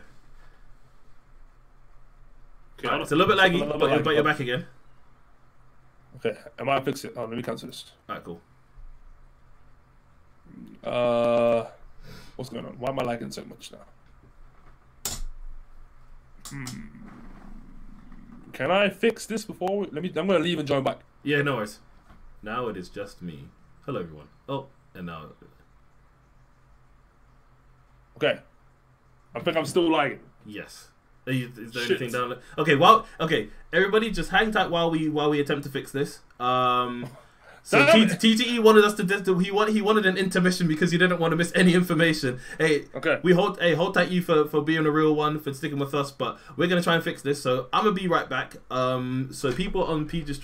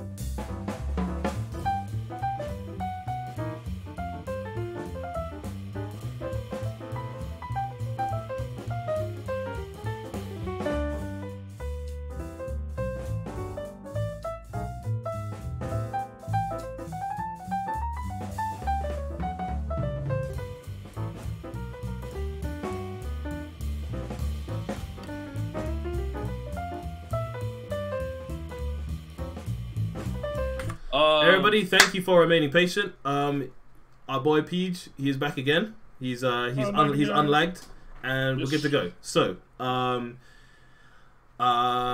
yes, we were just finishing up the crossplay.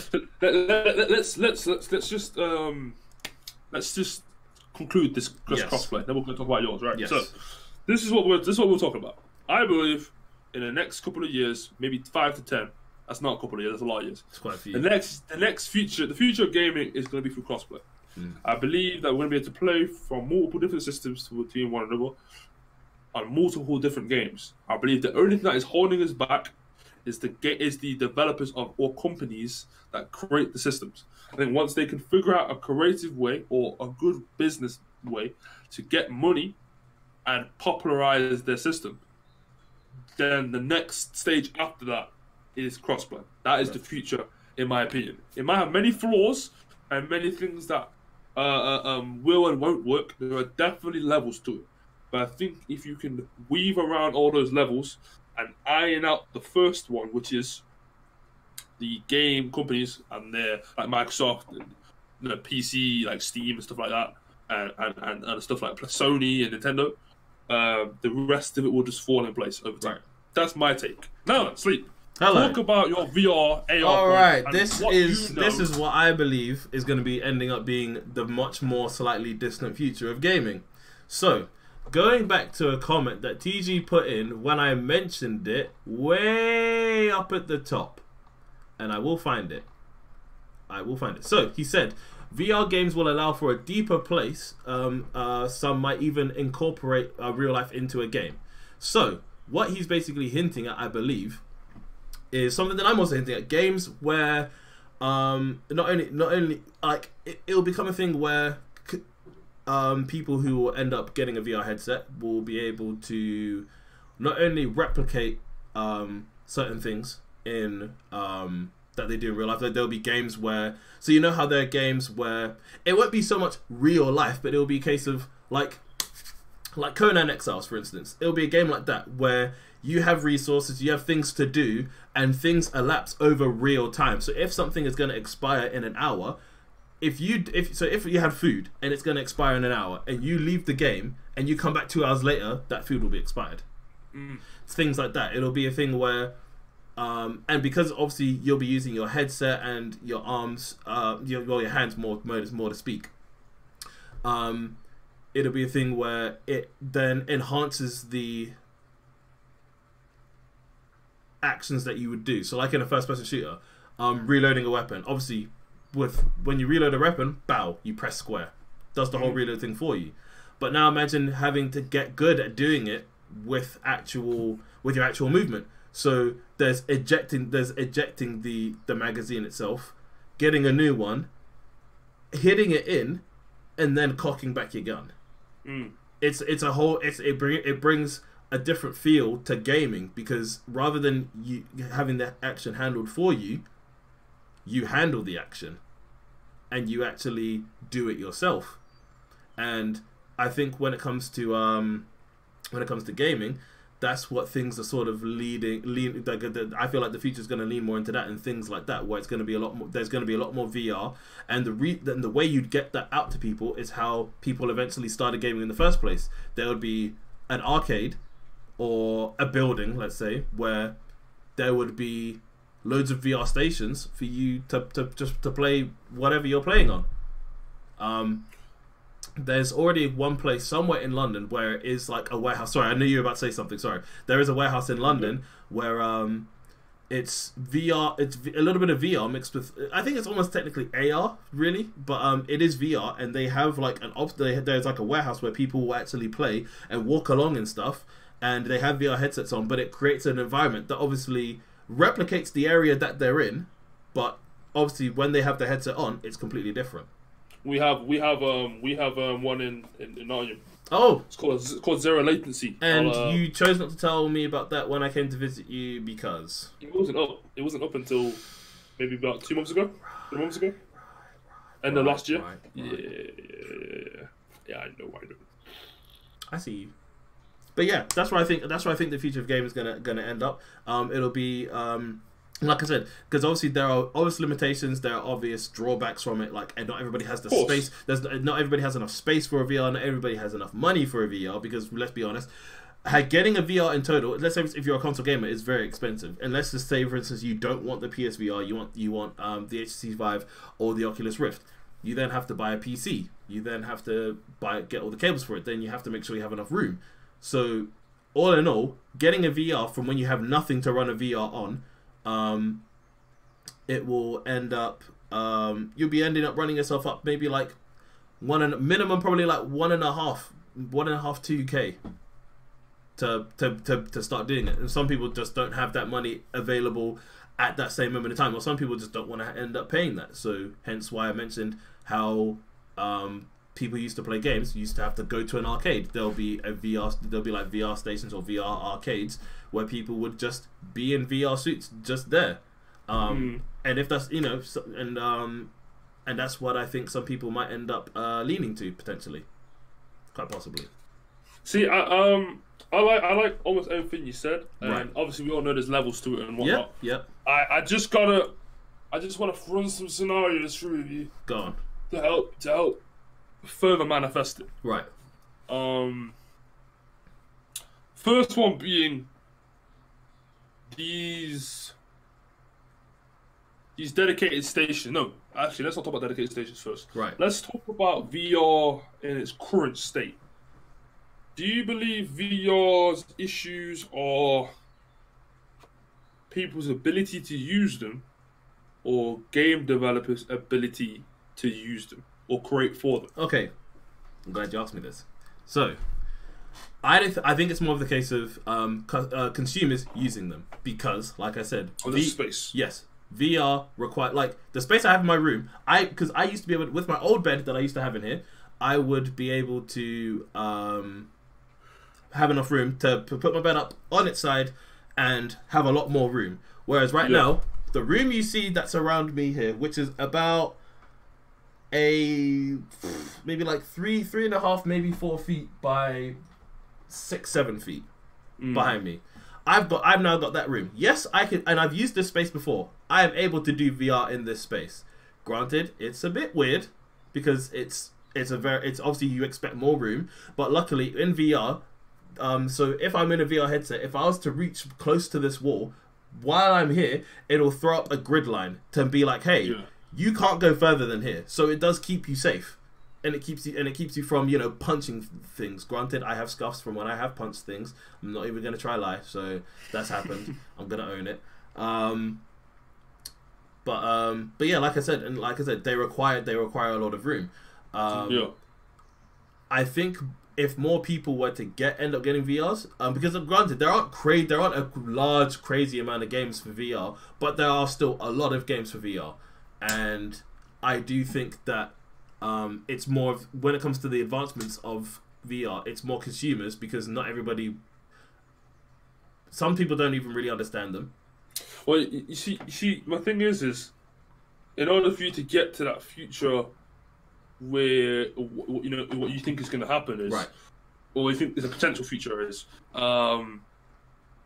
we've got to create, game developers have got to create the games first, right? Or the environments first, right? I find the issue to be with VR is there isn't many VR worthy games to play. In order for it to be the next big thing. The reason for it being is because VR had the time where it came out and everyone was thinking it's going to be awesome, but at that time there was very limited things. There was like roller coaster simulators, scary house simulators. There was a lot of just simulators where there were more experiences. Where you kind of that's experiences. Thank you. You know what I think the future of VR. I don't think the future of VR is gaming. You know, I think the future of VR is stuff like looking at houses. You know, looking at sitting in a seminar. Like I did a little a paper on a report on this at uni about VR, and I actually looked at all of the applications other than gaming. I looked at gaming, but I looked at all of the things other than gaming, and it's actually being used in these ways as we speak. Where I think VR is going to be incorporated. Like I think TG said it up a little before. He said it's going to be incorporated in real life, and what that means is, now imagine being able to perform a very tricky heart surgery, but doing it in VR, where everything is how it would be in real life. But instead of practicing on somebody whose life is in your hands and you're doing it for the first time, you're able to go back, you're able to practice and get good at the surgery without the loss of life, and then performing it on someone knowing what you're doing. And not only that, but it's other things like that. People who are usually disabled, who can't go on certain things, they're able to experience things that they wouldn't normally experience. They're able to do things that they can't do. Not only that, but it also helps people with mental health. Like you can create an environment for somebody who has PTSD, where they're able to then this sounds really bad when I say it, but they're able to go back to that traumatic experience that they had, and trauma, exactly, and they're able to face it. Or people who face their phobias and stuff like that. So but obviously we're talking about gaming, but at the same time I do feel as though VR is a place where it can be incorporated for things in real life and help people out in real life. So now I had to get your opinion on that point, right? To now reel it back to the final point of gaming now. So let's discuss this idea of being set in a virtual world where you're able to experience building your house in Conan. You're able to experience defending a wave of zombies, or being able to experience fighting at D-Day in a mission. Right. You know what I mean? Like a military game at Call of Duty or something, right? Are you saying with VR, you're able to, at this dedicated station you go to, but like an arcade, but a dedicated VR arcade, right? Are you able to go from sitting down and driving in a car to then switching over to flying, to then switching over to riding a bike? Yeah. So because what these VR stations, because this is what Oculus Rift has. Oculus Rift has a hub. Before you even get into a game where you can mess around. So this is where you could so in these arcade stations, so in these VR arcades, it would have these things where everybody who you are with there, you're able to interact with in this VR hub. So a bit like VR chat. If anybody's seen VR chat, you should play VR chat, by the way. Yeah, you've mentioned before. I will do. I definitely do want to give it a whirl. But yeah, so with these VR arcades, people will be able to interact with each other, make friends, send each other, messages, blah blah, or they'll be able to talk to each other, because obviously these VR headsets have headphones and mics attached to them, so you're already able to communicate. So it'll just be a case of friends list, and you can teleport to your friends and go to the area that they're at, because of one thing extra that I hadn't explained, which is what I'm about to think to. So I'm literally gonna go on this browser because I have the website already up and ready for people to look at. So what you see here is called a VR cat, or a cat mini walk. So what it is you have the VR headset on top of your head, but then it's a VR treadmill underneath you, so you're able to walk and stuff. So I know what that is. Yeah, so you're able to walk around and just do whatever it is you need to do. So, like I said, the treadmill, it's a treadmill, and it's very it's on magnets and stuff like that. So basically, there's very little traction, or no traction at all. I think it's very little traction. So you'd be able to run and sprint in the directions that you're facing. And it's also got a gyroscope that is attached to your waist. Yeah. So you'll be able to turn around and move fairly freely. Mm-hmm. So that's what I think these arcades would end up having. It'll be a bunch of these things around. You think that's going to be the future? Yeah, I reckon that would definitely be the future. But they would have to find a way to make these things cheap, because by no means are these things cheap. You see, the thing is though, it's mine. It's not even the affordability. It's just the the audience is aimed at. Yeah. We're lazy. We want things quick. We want things easy. People don't want to have to move. That I feel like that yeah, like people want to wear around. Right. But like the novelty will wear out after a while. Right. You know what I mean? That's true. But I feel as though these things, because that's the thing, because then it's a case of your own personal endurance, right? Which then means that these VR things are helping you get healthier because you're moving, right? If this isn't exactly a bad thing, sure, I completely understand. Some people want to sit down, kick back, and just be like, and just play something and just be chilling. Kicking back, being ball, man. Basically, right? And I understand that. But I do feel as though there's a market of people who probably don't play video games because they're like, oh, I'm being lazy. So then it's for them. But also, I feel as though maybe, and this You're right. You're right. You have a very good point. I don't think you even know it yet. The Nintendo Wii was a very good example of that. Yeah, and think about it, because people are like, cool, I can play games and get buff at the same time. Well, not buff in it, but I'm active. Nintendo Wii was a very good example of that. Exactly. And the Wii sold very well. You're damn right it did. So you're 100% right. It was, and think about it, there hasn't been something since the Wii where you properly move around. Yeah, the Nintendo Switch has got a little bit of movement, but nowhere near as much as the Wii did. So, you're right, man, you're right. And also, as these rigs get better, it'll be a thing where if you're going to play for a long time, these things might even support some of your weight. So then, rather than, I weigh like 225 pounds, which is like 90 something kg, right? Imagine now if they decided to take off 50 kg, or if they wanted to take off like 100 pounds off of me. So I'm running around with less than half of my weight. That's true. Then that means I'm able to perform and play for longer because I'm not having to support all of my weight because I'm lighter now, so I'm moving. So my last thing, and then we can close out this whole stream. Right. Are you not afraid that that's going to put you in like a scary place, or a place where it's going to mess with your mind? Because I know a lot of it comes down to the body. The brain can't quite comprehend sometimes what's happening from what's real and what's fake, right? Right. So do you not feel like that will cause people to motion sickness, or yes, and I do, and and I completely understand. Like I said, there are very particular drawbacks with this because of the fact of it's taking you out of reality and putting you in a different reality because it's able to take over the senses that are important, which is basically your sight, hearing, and touch. Or a little bit of your touch, not completely, but a little bit. So with games, with this particular idea, I feel as though, yes, there are risks to it, but I feel as though you can negate them by knowing your limits. So even still, on the Rift store, they will tell you the comfortability of a game. So they'll say whether it's very calm or it's really chill. It'll tell whether you can play it sitting down or not.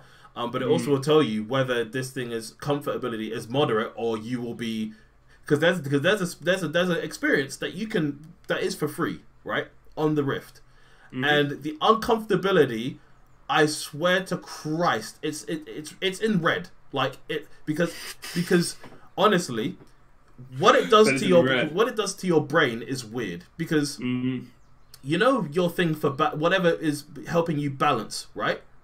So this VR game, you're in space. So in space, you'd be able to grab something and do this, and you'll start spinning. The game will do that, and you lose your balance. Like you're playing, and you're like, I've almost fallen over in VR because it will twist you. But it's fact of luckily, I'm coordinated enough to like understand that I'm standing on my own damn 2 feet.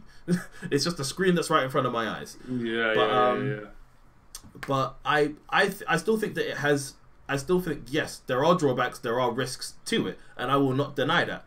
But I do feel as though if you know your limits, you'll be able to use these things regularly and safely. And it's the same thing with even your mental health. If you know what you can take and you know what won't trigger you, it will all be fine. Okay. And I feel as though and just a quick last thing. when it comes to these things as well, maybe as a safeguard, they would have a thing where before you use them and before they allow you to play certain games, you'll undergo certain tests. So it'll always be like a VR tutorial of like you being able to use VR. So you'll put in your age, your weight, and like these, but also you'll talk to real people at the same time, because you don't want it to be a thing where the VR is basically telling you what's what. People who are there will be like, hey, we don't think you're able to play this, because they'll want like your medical history, and they'll want to understand your mental health history, so then they'll be able to correctly assess you and say what you're cleared to play and what you're not cleared to play. So then thus it's keeping you safe regardless of whether you want to play the newest the game where the zombies are running around or whatever, and that everyone else is playing. If you aren't cleared for that, you can't play it.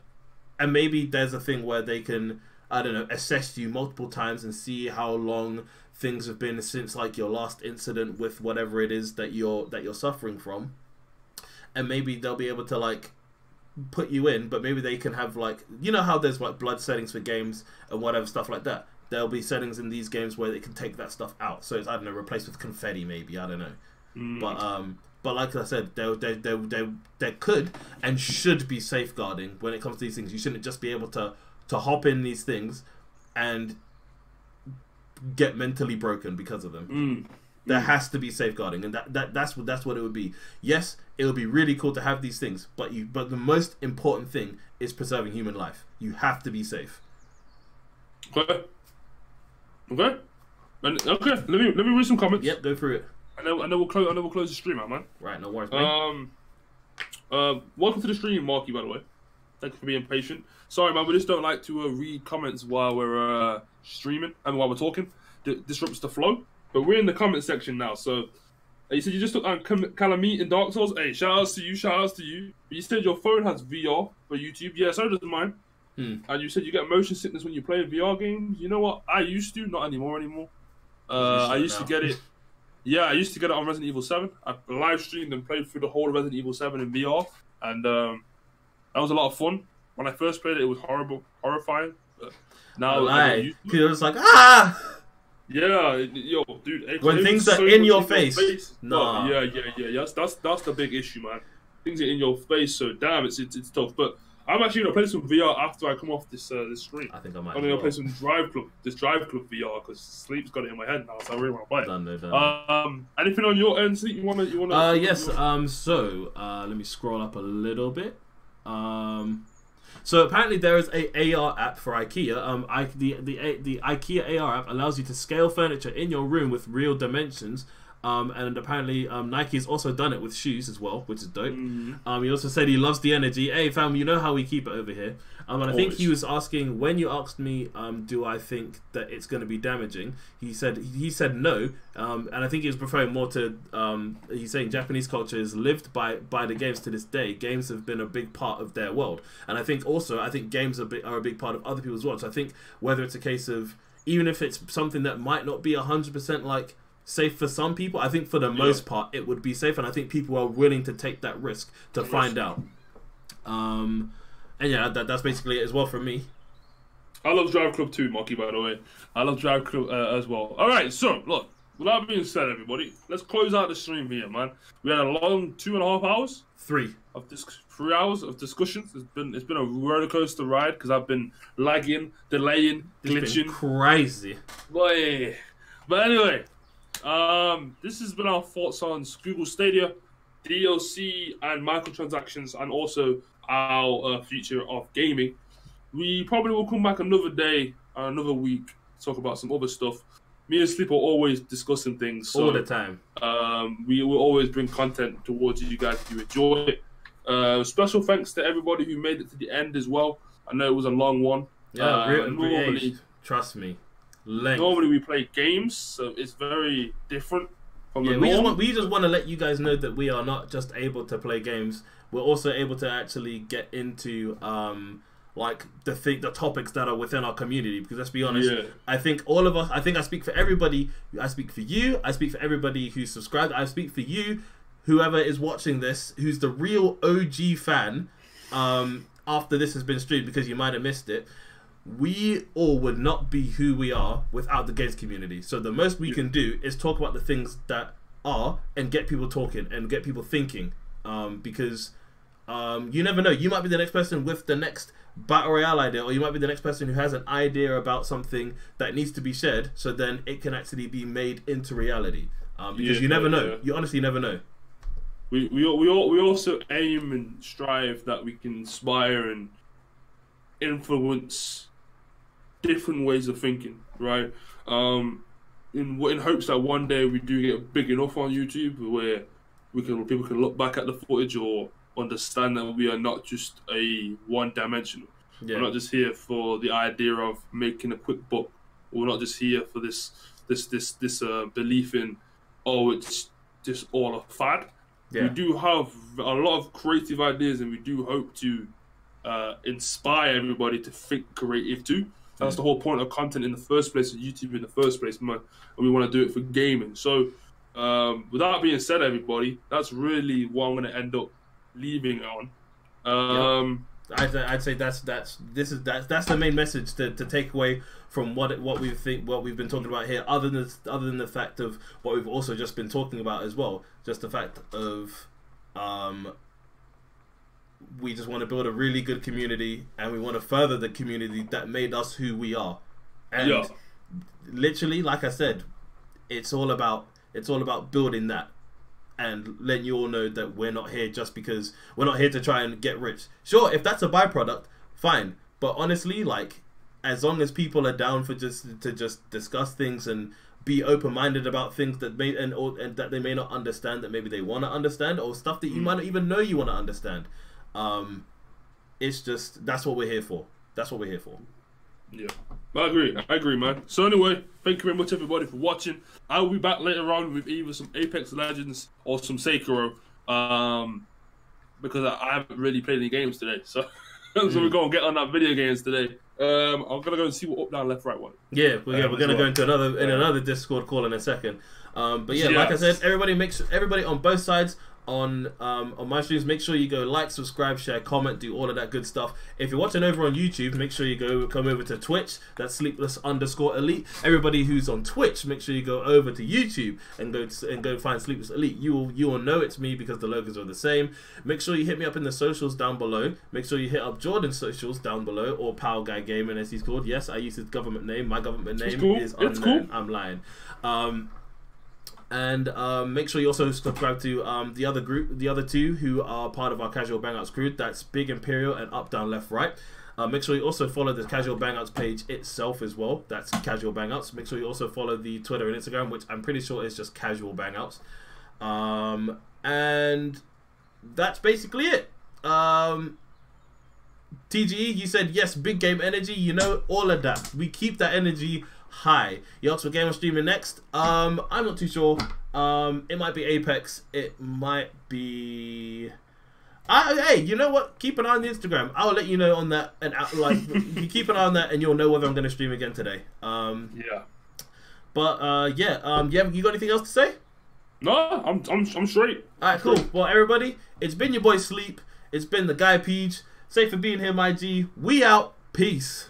Laters, people.